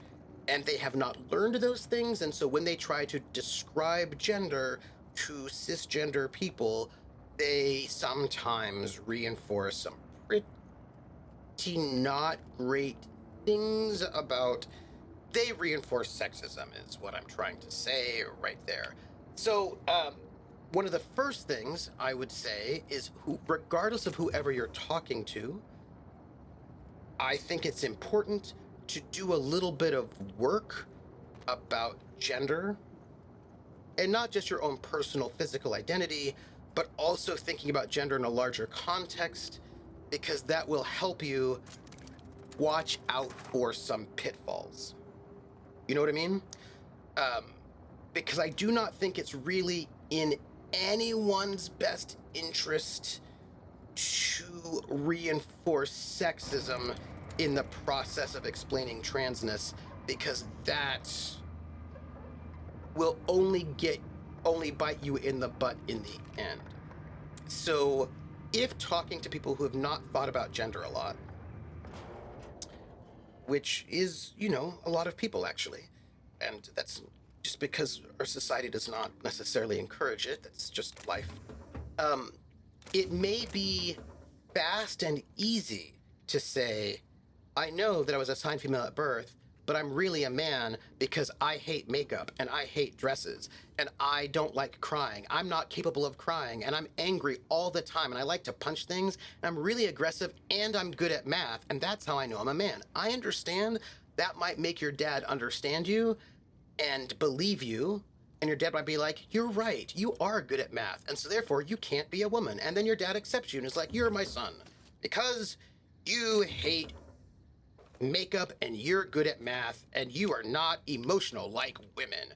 And so maybe you can get your sexist dad to accept you because you said those things, and your dad can understand that, because your dad's like, I don't understand what you're saying, and you're like, well, you know, I'm good at math, and women are bad at math, and I'm good at math, so I'm not a woman. And he's like, oh, I got it. And then your dad accepts you, and that's great. I understand that might be a shortcut that is the fastest way to get there, and you might be very concerned about having your dad understand who you are. And maybe you are good at math. That's entirely possible. I'm not saying you're not good at math. I am saying that while that is the shortcut and it will get your dad to understand you, I don't think that's the best way to go. I think there might be other ways to get your dad to understand you without doing it that way. That it's the fastest way to get your dad to understand you, or your mom to understand you, but it may not be in your best interests in the long term to use that explanation. So then you ask, how do I get my dad to accept me and understand me if I don't use a worldview that he understands? Well, that's tricky. I believe that there are ways to thread the needle. There are ways to explain yourself in a way that will be understandable to your dad, who has a bunch of, has not read Simone de Beauvoir, right? Or Toni Morrison, without going there. I think it's possible. So I think that I would not describe my identity to that dad. My dad was actually very feminist, so it was fine. But I would not explain my gender identity to that dad in the same way that I would to a radical feminist. I would use different language, but I would tailor what I said to be legible to that dad without reinforcing sexism. So, and at the same time, if I were going to speak to the radical feminist, I would tailor my language to that radical feminist so that the radical feminist understands what I'm saying without being untrue to my identity at the same time. So if you think, so here's my first point. If you think you can't be a man because you can cry, I would say before you explain your identity to anybody else, you should probably do some self-work, because men do cry, right? So I would do some self-work first to make sure that you are in a good grounded space and that you've worked through your own stuff, because you can be a butch trans woman. You can be a trans man who's a drag queen. You can be non-binary, and, you know, I would work through that first, do some self-work. That's the first thing. And then when you're interacting with people once you've done your self-work, when you're interacting with people, take some time to figure them out first. This is why I believe in strategery in a very strong way. I think that it is really important to be strategic in your language. And this is why the dehumanization of people who you're talking to, I do not think in the long term is a good idea. I think the only way to sort of... Hell yes. Show me the biggest, baddest wildlife you've got, Eridanos. I'll bring it home on a plaque. Nice. Pardon me. I think the only way to get where you want to go, if what you want to do is just beat up on people, then do whatever you're going to do. If you don't actually care about, Mr. Kincannon really knows how to run a hotel. If what you want to do really in your heart of hearts is just to punch people in the face, then ignore all of my advice. If you just want to punch people in the face, just go punch people in the face. Go do your thing. But if what you want, instead of just punching people in the face, is to get some kind of larger understanding for whichever reasons that might be. If that is your goal, then my suggestion would be, pardon me. My suggestion is the following. Do not fall so in love with a feeling of righteousness that you miss the forest for the trees. Do not think that being strategic in your language is dishonesty or failure, and that what you must do is like burn everything down before you like are careful with your words. I would say spend some time, and do not dehumanize people you're talking to. Spend some time figuring out, asking some questions, figuring out where they're coming from, figuring out what their position is. Are they a 1970s radical feminist who does not believe gender exists? Are they like your very, very conservative mom who believes that gender really, really, really, really exists in the most narrow way possible? What is the person? Are they a person who doesn't know and is really quite open to finding things out? Are they a trans person who's been trans for a long time, and they transitioned in a time when it was really oppressive? Are they a person who just transitioned last week? Are they who is this person? What is this person? Figure out who that person is, what their reality is, what their worldview is, where they're at, and then work on translating your experience to them. To them. Do not compromise. I will not compromise. I will not reinforce harmful stereotypes or I will not throw other people under the bus. Like for me, my values are when I explain who I am, I will not throw other people under the bus in order to make myself look better. I will not reinforce harmful stereotypes in the process of trying to explain myself to other people. And to do that, I have to be very aware of what constitutes throwing other people under the bus, right? I have to be aware of those things. And so when I explain myself to someone, I will try to make what I say make sense in the language the person I'm talking to understands, while not compromising communities, other communities, my own community, myself. I will not be dishonest. But if I'm talking to somebody who is in a really conservative space, I'm not going to bring up Judith Butler so much, because I do not think that will be helpful in getting me where I want to go. I will instead, I'm going to give you an example, right?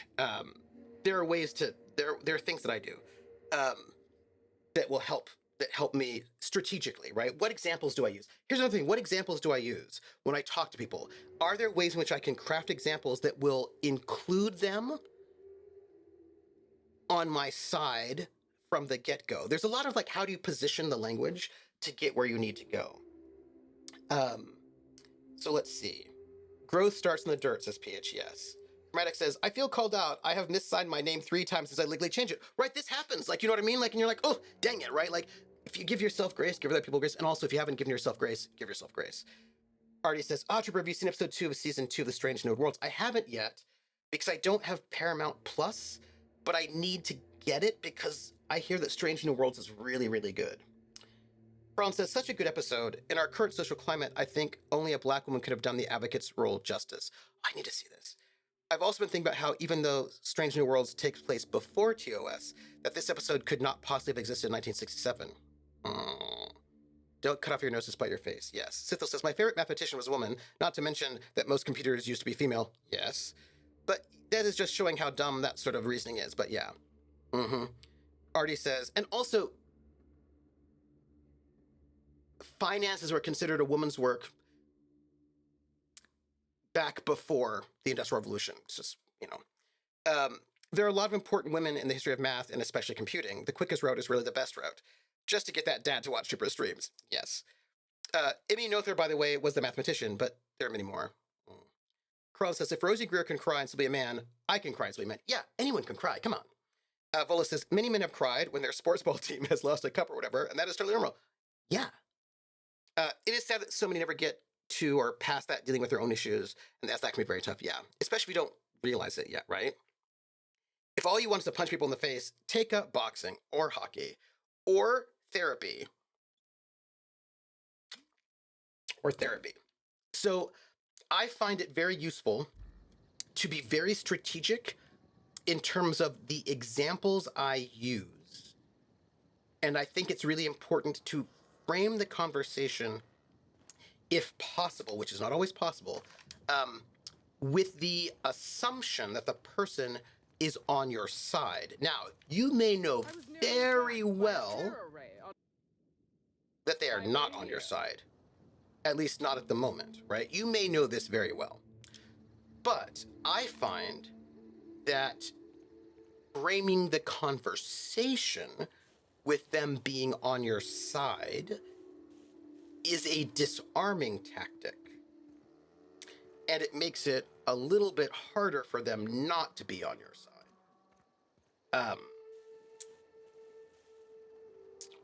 Right? I wonder if the phrase throw someone under the bus is that way rather than throw someone under the car, as it assigns the negative to cars, which would negatively impact car sales, whereas a bus only, that's make therapy easy. Volus, we need to make therapy easy, guys. That is 100% true. We need to get way better at that. Like, yeah. I think it's because buses are bigger and heavier, and it seems like it'd just hurt more to get hit by a bus, is what I think, but there could be other things going on. There are a lot of people wandering around. Okay. It's not what I wanted. I just wanted to chat with you.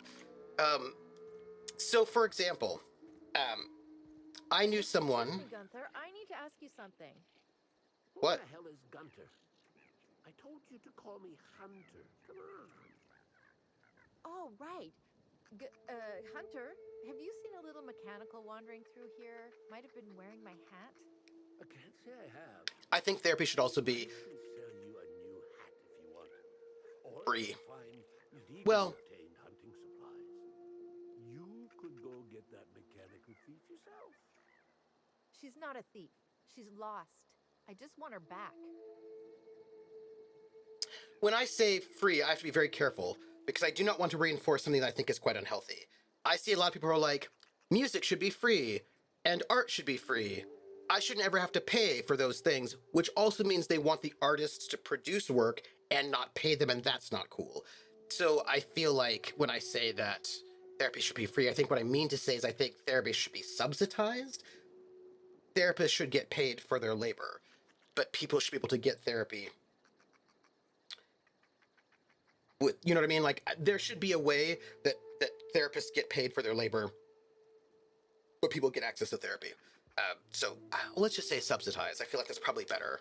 Oh, hey there, stranger. You know. Don't mean to interrupt your Hello. business, but have you seen a stray mechanical wandering about? Volus is like, buses travel regular times and are there when needed, like when you want to throw somebody under it. Artie's like, yeah, I tend to think of that a lot more due to Arnie's streams talking about car dependence and its impact on society. Yeah. Therapy should government subsidize UBB to it. Yes, yes. Freely available, not free to have. Right, like basically people should get paid. Colonel's like, everything should be free and no one should have to pay to be alive. But since people do have to pay to be alive, everyone should be paid for stuff, but not necessarily by the people that receive the stuff. Yes. So they're like, hey, I'm okay with free music and free art, as long as everyone can do art without having to worry about paying their bills and get good on their table. UBI, right? So like, and so I want to tell you a strategy that I use when talking about get food on the table, about race. So I've known some people who are kind of racist. I had a supervisor who was pretty racist, actually. And I had to figure out pretty quickly what kind of racist he was. Because there are different types of people who have racism in their hearts. And this particular guy was racist in the sense that he thought that he was not racist. And it was very important for him that people think he was not racist. And he was pretty racist, actually. He was like the kind of racist that he's not European, but he reminded me of a lot of the racists I knew in Germany who were who fetishized people of color. Like there's a kind of a racism that's like, oh, people of color are just so exotic and sexy, and I love them so much, and they're just so real. That kind of racist, where they're like, I'm not racist because I don't hate people of color. I love them. They're just so like, it just have got life. That kind of a person. And he had a bunch of stuff going on that was really a problem. But if I wanted to get through to him and get things done that I needed to get done, and I needed to get things done, I could not just say, hey, you're racist. I also could not ignore him because he was my supervisor, and he would keep asking me things that I did not want to have conversations about. So I had to figure out how is the best way to have a conversation with him to get this to be a workable situation. And so for him, I also had to figure out, does he work better on emotions? Is he swayed by emotions, facts? What is he swayed by? Is he swayed by what is going to get this to work? I spent quite a bit of time trying to figure him out because I had to. And I realized that with him, I had to do things like this.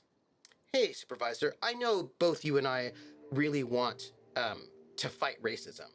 So considering that, I'm pretty sure that since we both want to solve racism, you would agree that it looks really bad that none of my classes count for the music major, considering that I do all of the people of color classes.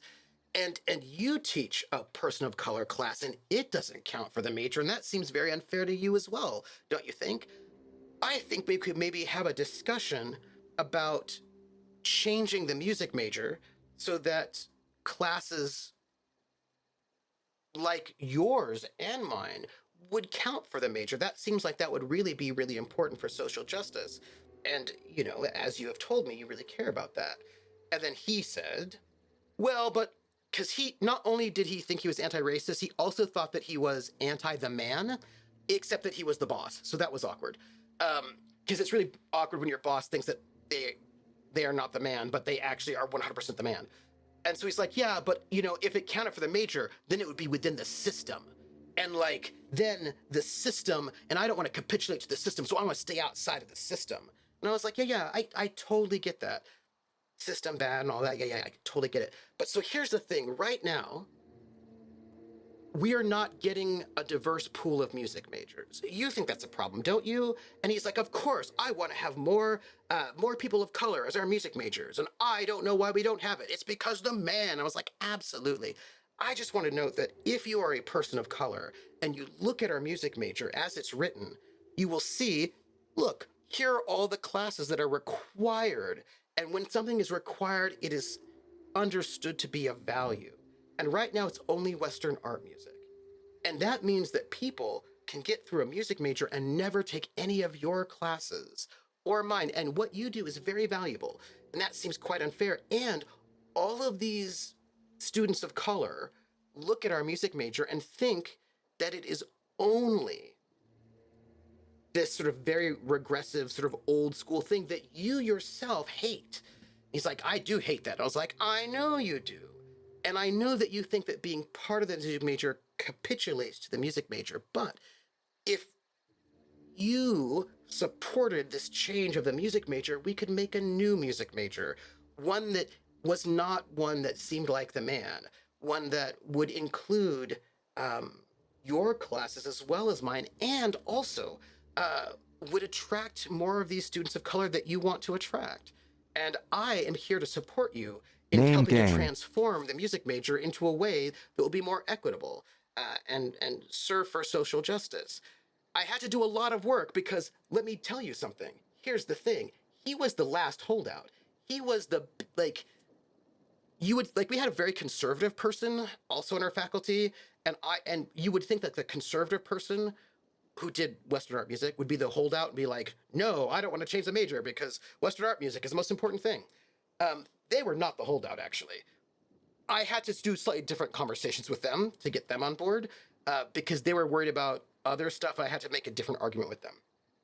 But the big holdout about changing the major was this guy because it was important for him to place himself in opposition to the structure right? He had fetishized resistance. He's like, I'm a rebel. I hate the man. Also, a full professor who was also the man, right? But in his self-identity, he had to distance himself from structure because that made him a rebel and subversive and radical, da da da da da. And he also felt more radical the more conservative the structure was, right? If the structure stayed very, very conservative, then he was more and more of a rebel. And recognizing where he was coming from, I realized that if I wanted to not be completely excluded from the music major and completely optional, and if I wanted to get more students of color into the major, he was the main problem. Because he felt it was really, his psychology was such that he needed always to be the outsider.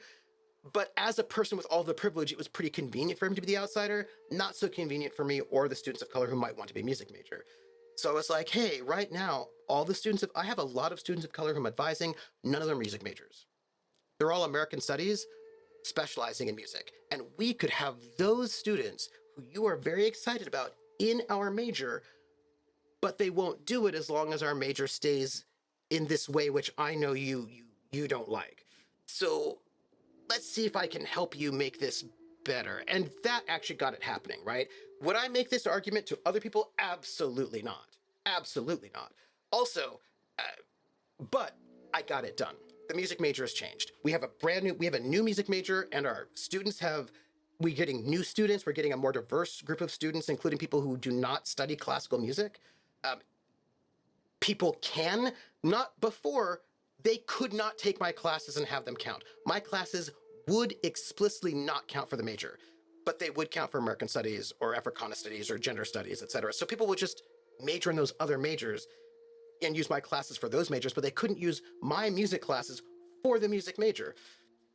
Now they can, and now we're getting a bigger music major, a more diverse music major, and I had to be very thoughtful. I really had to think of where this guy was coming from and how to best phrase my argument to get him on board. And then I did, and then I got what I wanted, and now we have a better music major, and that person is retired. So life is great. It's much better now. So I think that it's like, and that is not, by the way, a compromise of my integrity. It is like, what is it that I want? What I want is a better music major. What is standing my way? This guy. Why is this guy standing my way? Because it is part of his identity to be outside of the structure.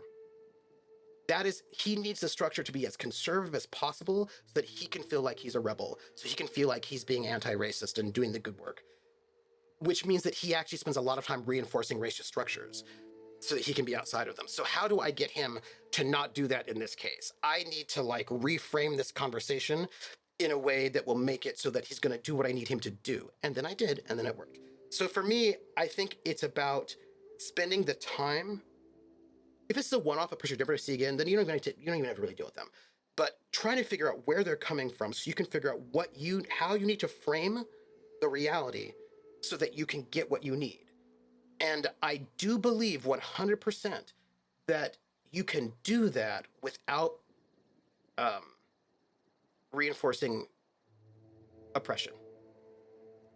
So I think that you can have now, I will also note there are some people who are not people you can talk to. Right? There's some people that nothing I say is going to convince them of anything. Now, that said, maybe Krellin can talk to them and convince them of things. Or maybe this other person over there, I may not be the person to talk to that particular individual and convince them of anything, because they may not listen to a person who's a man, or who's trans, or who's of color, or who's queer, or who's American, or who's got a PhD.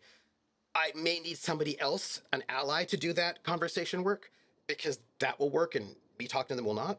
And if that's the case, then I let somebody else do that work.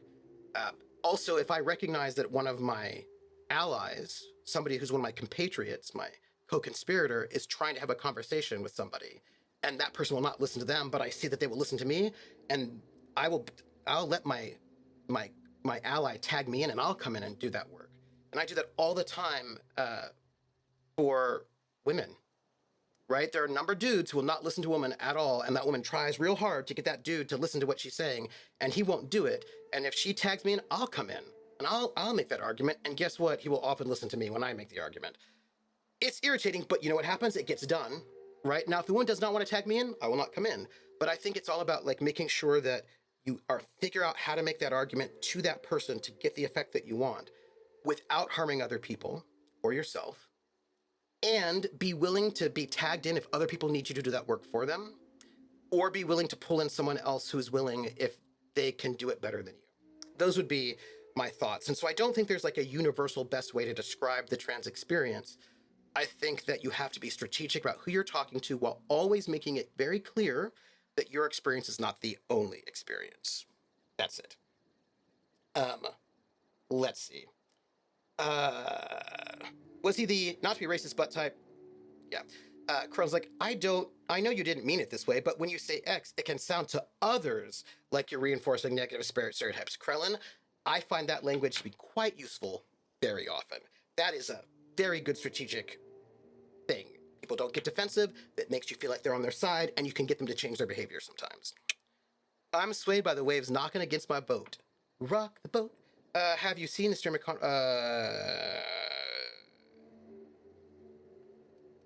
I overheard your conversation earlier. You want to explain exactly what's happening? Seems I'm running my mouth too much. My mechanical Betty up and wandered away a couple days back. I've been trying to track her, but the beasts make it hard. Personally, I prefer my organs inside my body. The shopkeep says I should buy one of his rifles and go looking myself, but like my machine, I'm not combat inclined. I see. Blue Pointer says, I feel like that's common in higher education. Stick it to the man. Is the man? Yeah. Chromatic says, I tell my bosses if you have the power to fire me, you are not my friend, or you're the man in this case. That would not have got me what I wanted if I told him that, right? Like, some people you can tell them that. Some people you cannot tell them that. Sometimes you can tell people that without telling them that. Sometimes you can frame it in slightly different ways to get across what you want to get across.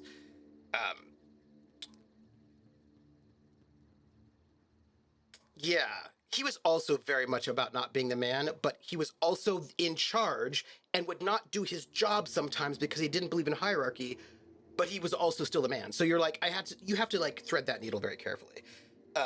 Vola says, the snob, school, university, whatever out there is having glory and stuff and we don't works wonder with bosses. Yep. Artie says, I imagine a lot of them are that way as they think, well, I can't be the man, I'm sticking it to the man. Yep. Kron says, if you're in control of the structure, you're not a rebel when you refuse to change the structure. Yes. Kron says, I used to work with someone that was a ditto head, and though it took many long conversations and feeling each other out to do it, I was eventually able to convince him that not everything Rush said was true. Yeah. You never answered my question about your stop time, but 20 minutes to 3. Oh, nice. I'm going to see how I feel at 3:15. Kron says, but none of that involved me attacking Rush. Just getting him to trust my authenticity of information. So when he brought up something Rush said that was untrue, he was willing to believe me when I said that it wasn't, because while he listened to and followed Rush, he knew me. Also a good strategy. Josh says, as someone who grew up cis, white, hetero, and Catholic, I really appreciate this talk today. I'm always learning and trying to promote helpful views. Realizing that the delivery is just as important is a good point. Yeah, and I think the thing is for me, not everybody knows what you know. And so I try to take it from that position that not everybody, here's the thing. It's, Sithel says, odd how much being a diplomat is just trying to understand the perspective of others. Yes, and figuring out what's the best. I thought about this for a long time. Yeah, what kind of mechanical is your lost charge? Betty's just your standard tripod mechanical, though she probably is still wearing my hat. Without it, she seems kind of naked. Her main purpose is cacao milking, but the only cacaos in the reserve are close. Without a directive, she shouldn't have had reason to wander away from the milking area. Like those boat buckets need a reason to do anything. It's probably searching the world for more things to milk. It wouldn't make any sense. Ain't no cacaos out there. Betty's smarter than that. I didn't think mechanicals could just wander off on their own. I'm contractually obligated to inform you that slug mechanicals are not notoriously inclined to malfunction, and any rumors to the contrary are slander. Interesting. But yeah, Usually even slug machines don't get lost on their own, so I guess I'm to blame. Setting Betty's search parameters is my job. Must have added a zero where I shouldn't have. Are you sure? Mechanicals malfunction, but this feels a little unusual. It's not I ain't in the unusual. habit of intentionally losing company property. That'd be one hell of a violation. Mm. Besides, I'm rather fond of Betty. This is all just an unfortunate cycle of events. If you can help rectify it and get me my Yep. Betty back, I'll give Sure. you everything I got. I'll keep my eye out for any suspicious Hey, mechanicals. thanks so much. It would have been mighty lonely without her. Being unemployed, I mean. Be lonely being unemployed. Sure. If you find Sure. Betty, try sneaking up and hacking her. If you can't do that, finding a way to stop her current routines should send her back home. Oh, okay. I look, I'm good at hacking. I can totally do that. I am hacking There's a killer Orama. on the loose, Inspector. Step lively. What? There's a killer? Oh yeah, I know that. I'm the inspector. I know that there's a killer on the loose. That is a thing that I know. Welcome to Hunter Legal's Legal Hunter Supplies. I am Hunter Legal. How might I help you today? Krillin says diplomacy is the delicate art of making everyone think they won. Sithil says I also find that some people refuse to actually understand the perspective of off. Others are the ones that they say they just Somebody's want to be honest. watching It's just me. like, yeah, absolutely. Should not have put a comment there. Oh yeah. Of others, yes. Oh, I always feel that somebody's watching me, and I have no privacy. Whoa, I always feel that somebody's watching me. Tell me, is it just a dream? Thank you for the follow. I just got a new follow. Thanks. Where are you? Hey, new follow. Natural 20. Thank you for the follow. It's like, how do you spell? Oh, that double C like the Italian. Hey, how are you? So here's the thing. I will say two things. One, I have noticed that one error I see that I think is I think it's a strategic error. I see a lot of people who think,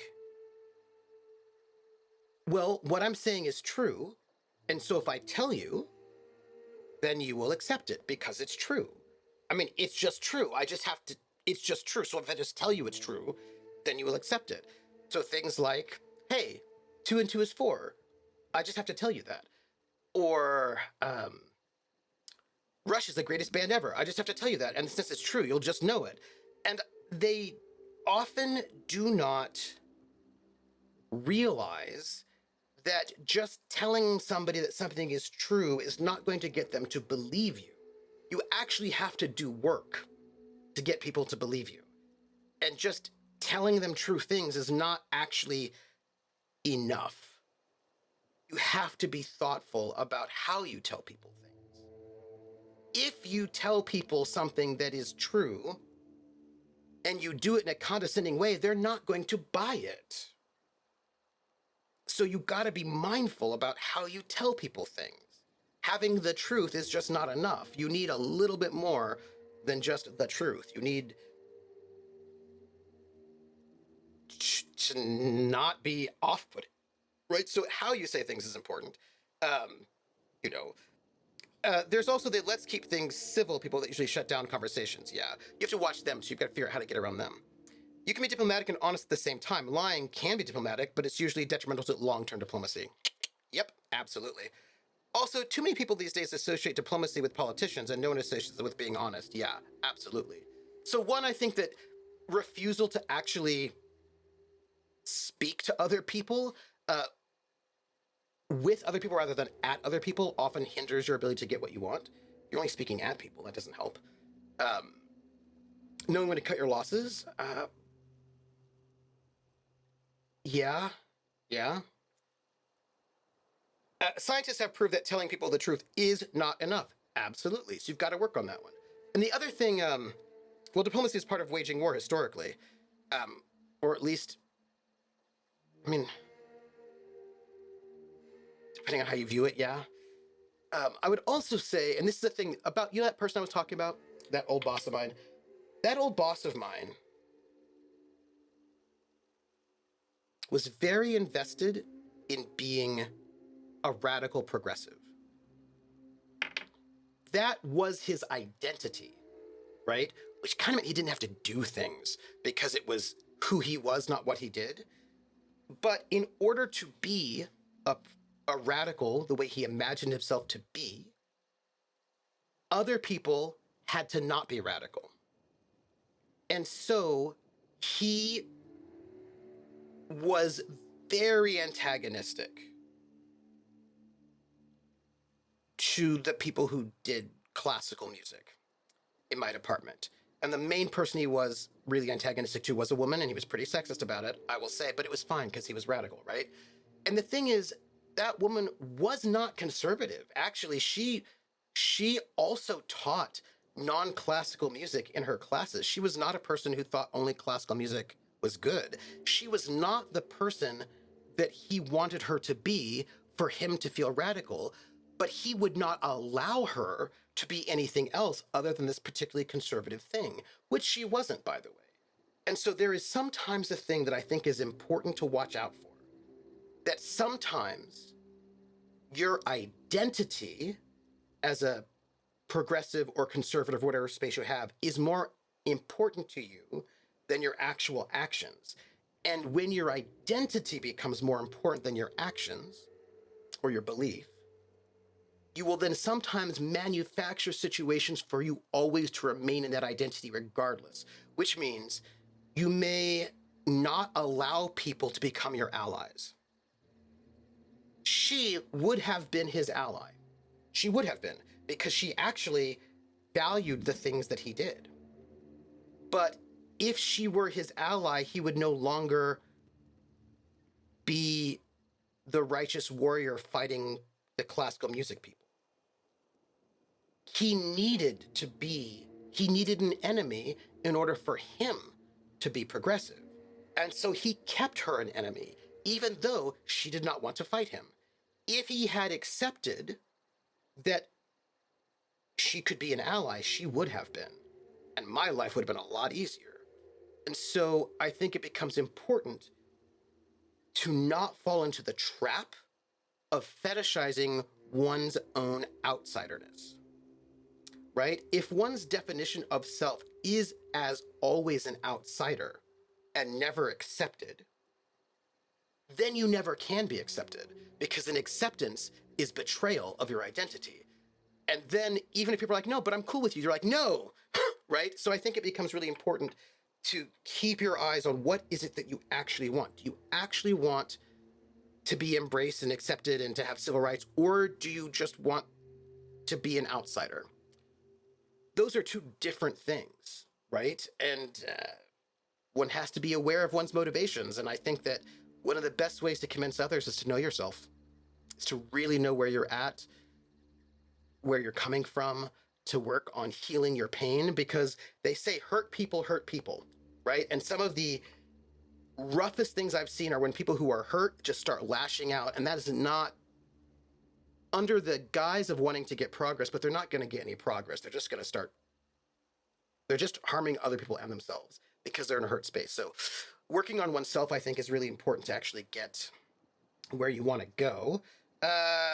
I'm investigating the murder of Halcyon Helen. Have you seen or heard anything unusual lately? Unusual? This whole land complex is a failed wildlife exhibition turned hunting reserve.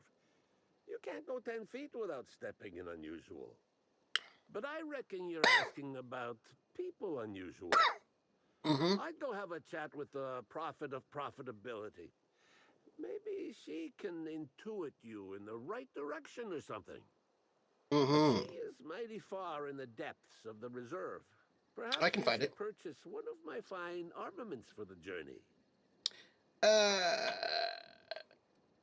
Interesting name your shop has. I'm sure I don't know what you mean. It is a perfectly normal name for a shop dispensing hunter supplies. Hmm. Do you mean hunting supplies?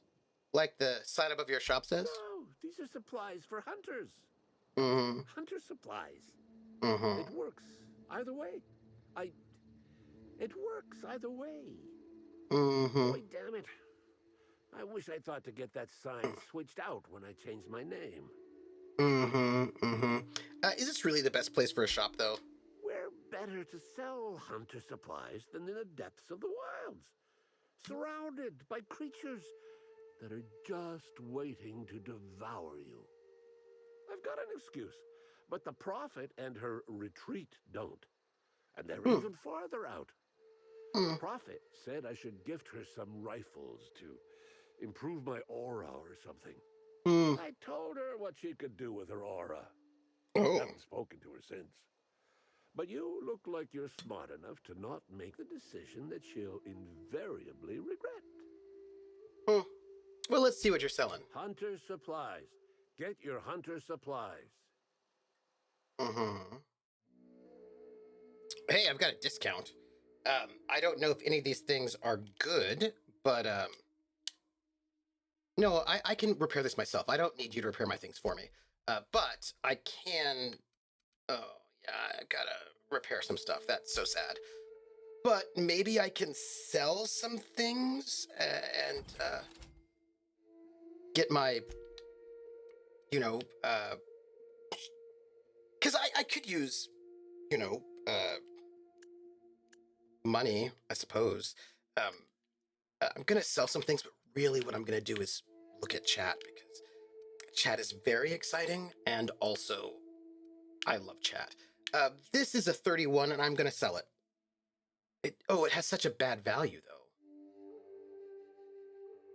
I'll sell it anyway. I'm trying to get myself selling things that are not super high level.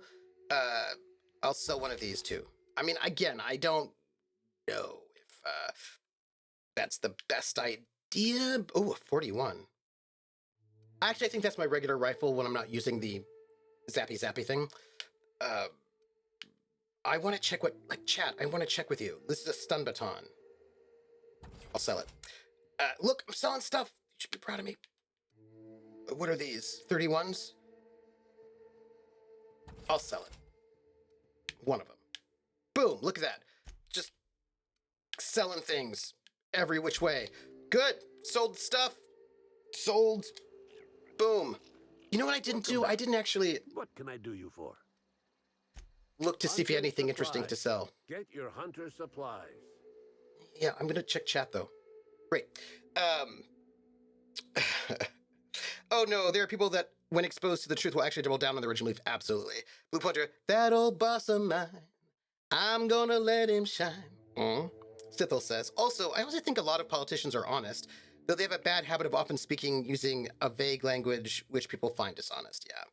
Politicians that lie without any hesitation is often viewed as more honest than the one that will never tell a lie, but often is vague or sounds unsure. Oh, absolutely, Sithel. Also, I think that sometimes we perceive or we punish people as liars when what they've done is change their mind. And I think that if a politician changes their mind or they're nuanced, then we might punish them for being dishonest when they're not. There might be actually more dishonest than a person who just says things they don't believe with surety. So yes, I'm yes-anding you. Carlin says, yeah, the ones that couch their words are actually the honest ones because they're trying to avoid saying something untrue, usually. Artie says, and a lot of them think they're being honest, but are also being manipulated by others. Absolutely. And Krellin, yes, hurt people hurt people. Artie says, these days, is anyone really not a hurt person in some way, shape, or form? Yes.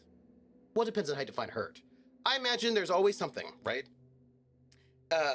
Jester should have asked, is there anything normal here? Oh, it's true. Just think of it like making room for picking up even more stuff. Yeah. Oh, yes, this happens too. When they change their mind, they can get punished. Right, which then makes it... I think it makes it difficult, right? And I'm not... just is what it is. I think that being encouraged to be thoughtful about what one is doing is probably good. Right? Just know thyself. I would rob this guy so blind, Jezza would, but I'm not going to. because I'm being responsible. Also, I've got like, 15 minutes or so to scope around to see what's what. Yeah, I actually think that I think not everyone. Look, when I say these things, um, I'm rarely speaking in absolutes because I don't think hardly anything is absolutely true 100% of the time or absolutely false 100% of the time. I think things are complicated. But I think very often people want to think of themselves as good people. And I think that can I be. can't believe Helen's gone. We're never going to get a sequel to Terror on Monarch. Nope. But I think that that is something important. Knowing that many people want to think of themselves as good people means that if you can convince them that the thing that you are wanting to do fits within the bounds of them being good people, Spencer Woolrich would outlive Halcyon Helen. then it is more likely that they will do the thing. Get a sequel to Terror on Monarch. You know what I mean? Do you know what I mean? So I feel like coming at people from the position of you are the worst person in the entire world is often not going to get them. Oh, she's got great oh, these two people look great. Awesome outfits. They're wearing spats.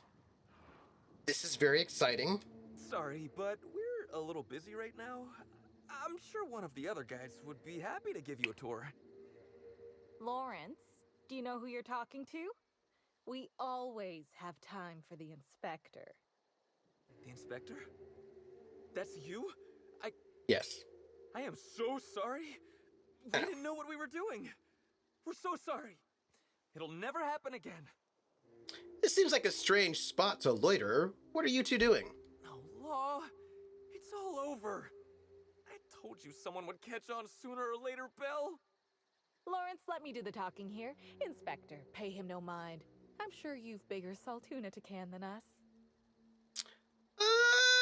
What did he mean by catch on? Don't pay him any mind, Inspector. Uh-huh. His upper story's a little gap-toothed, if you know what I mean. Mm. But seeing as you insist on sticking your... That is, since you're so curious, I'll fill you in on what we're doing. We misplaced some people on our last tour. Misplaced them in the maws of some local predators. Now we're stuck here wondering how to get their room keys.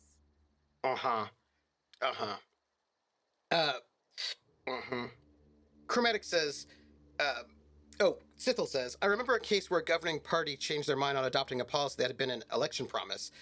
The thing is they adopted a similar policy. Chromatic says, good people in what social group? Yeah. Sithel says, but the journalists only were interested if it was the exact policy they'd promised, not even trying to check if it was close to the spirit of the promise, or maybe even better, right? Yeah. Artie says, I think certain people use labeling others as bad people to make themselves feel or seem much better by contrast, which is usually not very useful. And now, Chromatic says, good people in what social group? Yes, that's also important. And I will note this. Never an absolute, so, or, some people are not going to be worth it for you to do that work. You know what I mean? Like, there was that guy, I cannot remember his name, but he's a black guy who befriends members of the Ku Klux Klan and convinces them not to be racist. And he is effective, I mean, in the sense that he has done it. And the people he's convinced not to be racist give up their Klans robes and give them to him. And so he's collected these Klans robes. And I think he's convinced like 12 Klansmen not to be racist over the last 20 years, which, good for him. It might be a slightly higher number, but also maybe a slightly higher number of decades that he's been doing this work, trying to convince Ku Klux Klan members not to be racist. And I'm glad he's doing that work. I know about him because I was reading about it because he does it through music, right? Like a lot of these racist Klan members like the blues or whatever it is, and so he like works on them, blah, blah, blah, blah. Anyhow, I'm glad he's doing that work. That is not work for me to do. That is not worth my time. I do not want to spend 20 years to convince 10 people not to be racist. I would rather spend 1 year to convince 20 people not to be racist. Now, the 20 people that I can convince not to be racist in 1 year are not going to be as hardcore racist as the 10 people that he could convince in 20 years. But that's my priority, but I do not impose my priority on other people. He decides that that's what he wants to do, and good on him. That's just not my thing. He's going to be able to get people that I cannot get. He's not getting the people that I'm getting, and that's okay, because it takes all kinds of people working together. You know what I mean? Like, that's just what that is, and I'm glad he exists. That is just not my journey. Yeah. A lot more clan members than I've convinced. Yep. Automa didn't like it. I'm glad that it was added, yeah. We often consider cats as great, but I'm sure that mice would have a different view. Absolutely. Or maybe they wouldn't, actually. Do you know what I mean? Like, maybe they don't think about it that way. I don't know. Because, Artie, this is going to be really weird, right? I personally know that, like, grizzly bears might eat me, but I don't think that makes them not great. I don't... Like, there are a number of large predators that would totally eat me. Animals.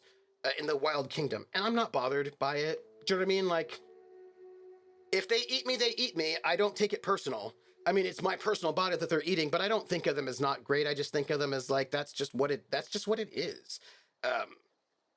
Like, if I'm hanging out in mountain lion territory and a mountain lion eats me, that's on me, because mountain lions are gonna mountain lion. Do you know what I mean? Like, I there's a bunch of that stuff I'm just not gonna take all that personal, because they're just mountain lions. I don't want to be eaten by mountain lions, not to victim blame. I just maybe don't need to be hanging out in mountain lion territory. And I certainly don't think mountain lions should be killed, because sometimes they kill human beings. They're mountain lions. They're gonna do what they're gonna do. So sometimes you might think they're not. I mean, I think it kind of depends on the worldview. Yeah. I would feel different about a human being serial killer. That I would probably think are not so great. But maybe serial killer fans think they're super great, right? Again, eye of the beholder. Yeah.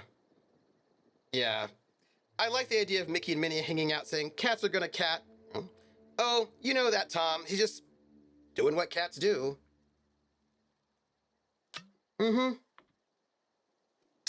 You got your guest killed, and all you care about are their room keys? Hey, we all got our priorities. Not worrying about those keys ain't gonna bring their owners back from the dead. Anyway, the sooner we get those keys back, the sooner we can make it look like the ex-guests checked out early. Oh, wow. You're trying to cover up the deaths of missing guests? Wouldn't you? I mean, the dangers were all listed in fine print on the waivers they signed.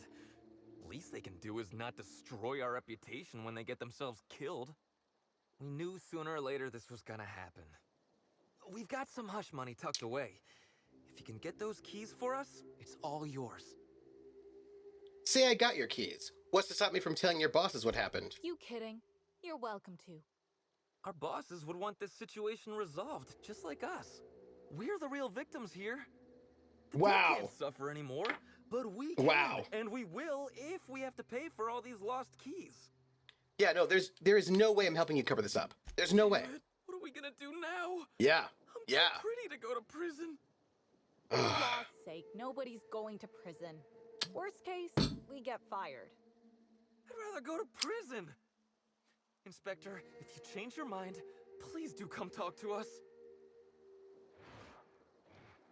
You want to cover up people's deaths. If you had made a different argument, maybe I would have helped you. But your argument was, I don't care that people died. And that is just not going to be very convincing to me. I don't care that people died is resonating with me very much. So, I'm not going to help you cover up their deaths. Just a note. Because that just seems very selfish. I don't feel like I need to help you with that. I think if you want to go and be selfish and you have no empathy for these people, you can do that on your own. That's all I gotta say about that. Yeah. I mean, that episode of The Sandman would seem to argue that. I feel so sorry, not really, of course. Yeah, like, I consider the guests to go and get themselves killed. Yep. When they're definitely a product of their environment, they are. They are. I do not want to enable them, though. I mean, I understand that they are 100% a product of their environment. 100%. No, I never imagined Spencer Woolrich would outlive Halcyon Helen. Oh, what's wrong? What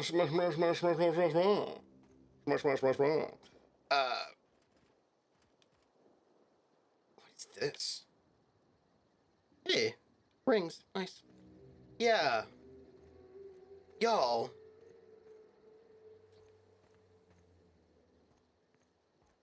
What's up here? Candy's Canyons. There's a bunch of stuff over here we didn't look at that could be something to look at. Let me just look at our map for a moment, just to see. Okay, I want to be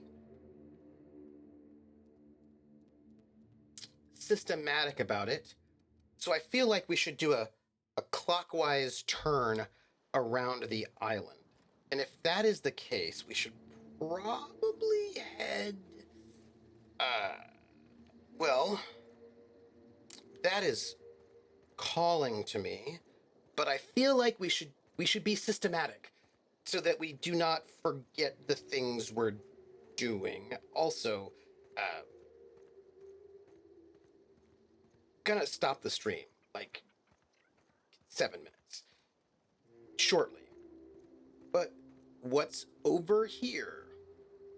Hey, I feel good about being on top of this little hill top because I like the idea of, holy cow, of having some visibility. What do we have here? So we have a little road that way. Okay, well, I believe never eat shredded wheat. This will take us. We want to do a clockwise thing so that we don't miss anything. So I don't want to miss a thing, which is a song by, oh, hey, someone. Cause I miss you, babe, and I don't want to miss a thing.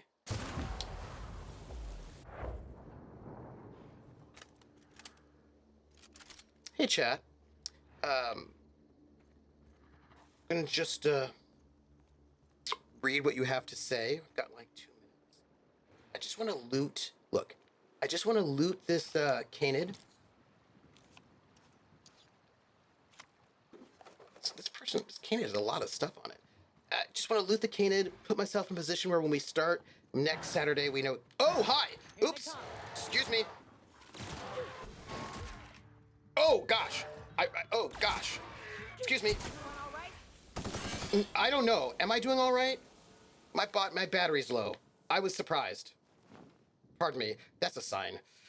I just walked right up into some canids. Just right up in my face. That was, whew. Sorry about that. I just was not expecting to walk right up into 2 canids right up in my face. So I'm gonna, give me 1 second, and then I'm gonna go. And then we're gonna just, like, chat goodbyes. I just want to put myself in a position, 315, I see it. A position where I know where I'm headed. Do you know what I mean? So that would be right here. This is a clear direction of where to go when we start next. Gonna repair everything. I just keep using all these weapon parts all the time. It's awkward. And it's a lot of weapon parts. Let me save. Oh, wait, I was gonna eat first, sorry. Eat first and then save so that if I forget to eat when we start next time, I'm not hungry. You know what I mean. You know. Let's, eat these sisty chops. And save.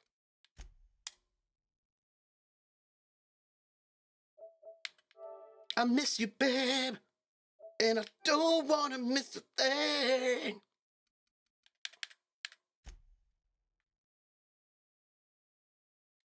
Okay. Hey, everybody. Yes. Rista says, are we still looking for the profit of profitability? Yes. We're going to do like a big sweep around the island so we don't miss anything.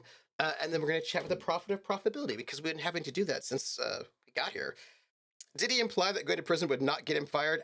It's a good question. Maybe. Krellin says, the argument they should have made was, our bosses are going to make us liable for those keys. You're already going out there. You're equipped for this sort of work, and you can clearly handle this better than we can. If you can help us out, we do have some extra funds we could disperse to you for your trouble. Yes. That would have been more convincing. Time to change the environment. Being fired might mean... oh, nice. Are we setting up for... We are setting up for next time. We are now ready. In a thing called... Oh, Aerosmith, yeah. Why does that kid... I want to know why that kid had so much stuff, too. It was too much stuff. Unless he gets pulled into a rabbit hole. No. I'm good. I really enjoyed this chat and stream. I look forward to the next one. Enjoy the rest of your weekend. Thank you. Enjoy the rest of your... Okay, everyone, we're going. What I'm going to say is this. Thank you for being here. It's been lovely. I am going to take a shower. I'm going to work out or something maybe. But I'm going to get ready for my... I've got a Good Society game. That's today at 4. So in 45 minutes. And I'm going to get ready for that. And then I'm going to go and work on stuff for Vampire and Traveler because I've got things to work on. I'm very excited about it. And, I'm going to go and send an email to someone, Void Smoker. And you can find me tomorrow at 8 p.m. Eastern over at Praxagora Smophorias for Carousel Court, episode 2, and Lindy will be there. Monday, you can find me over at 8:30 p.m. over at Wandering DM's channel for Montreal by Night, a VTM game. Tuesday at 7 p.m. Eastern here on this channel will be the second session of Motor City Hollow Crown. I still haven't told you where that phrase comes from. I'll tell you about it. Remind me on Tuesday. And then, of course, we'll be here on Thursday for Disco Elysium. Disco Elysium's making me very thoughtful right now, and I appreciate that. So I'm excited to sort of chat with you all about it. And then Friday, 7 p.m. Eastern, my channel for, by the way, Disco Elysium 6, 7 p.m. Eastern, Disco Elysium, 7 p.m. Eastern on Friday for the next session of Traveler, the Pirates of Drynax, and I think that's that. You can find me at Trooper SJP on YouTube and here on Twitch, Academic Foxhole over on Twitter and Patreon. The Patreon goes to help pay for the casts of the shows that I'm running. We've got a merch store, which is very cool. I am excited by it. Hang out, go there. It's with the link. And we've got a Discord. Hang out in the Discord. Okay. I assume Hollow Crown refers to the powerlessness of Detroit's prince. Yes, but it's also like there's a whole bunch of work that was done in the 70s from sociologists talking about the rise of black mayors in cities. And so I was inspired by that, and I'll tell you about it on Tuesday. But yes. Of the position or not the specific... Yes, exactly. The exploded person. Technically, the crown is empty at the moment. Yes. So, all right, I'm going. Thank you so much for being here. Y'all are lovely. I'm going to go and get ready for some Good Society, and we should raid, because it is a Saturday, and a Saturday means I actually can raid. Let's see if there's anybody really exciting who's up right now that we can say hey to. Vancouver by Night is running right now. Let's go and raid Vancouver by Night, because they're doing some VTM. So let's do that. And here's our raid command. So you can give them oh, hey, Nightbot is able to actually use the pipes now. That's weird. Lovely. Give him a raid. Give him a say hey. And I will click that button, and I will catch you all on the flip side. Thank you for being here. You're awesome. And hydrate and stretch and take care of yourselves. And I will catch you later. Bye.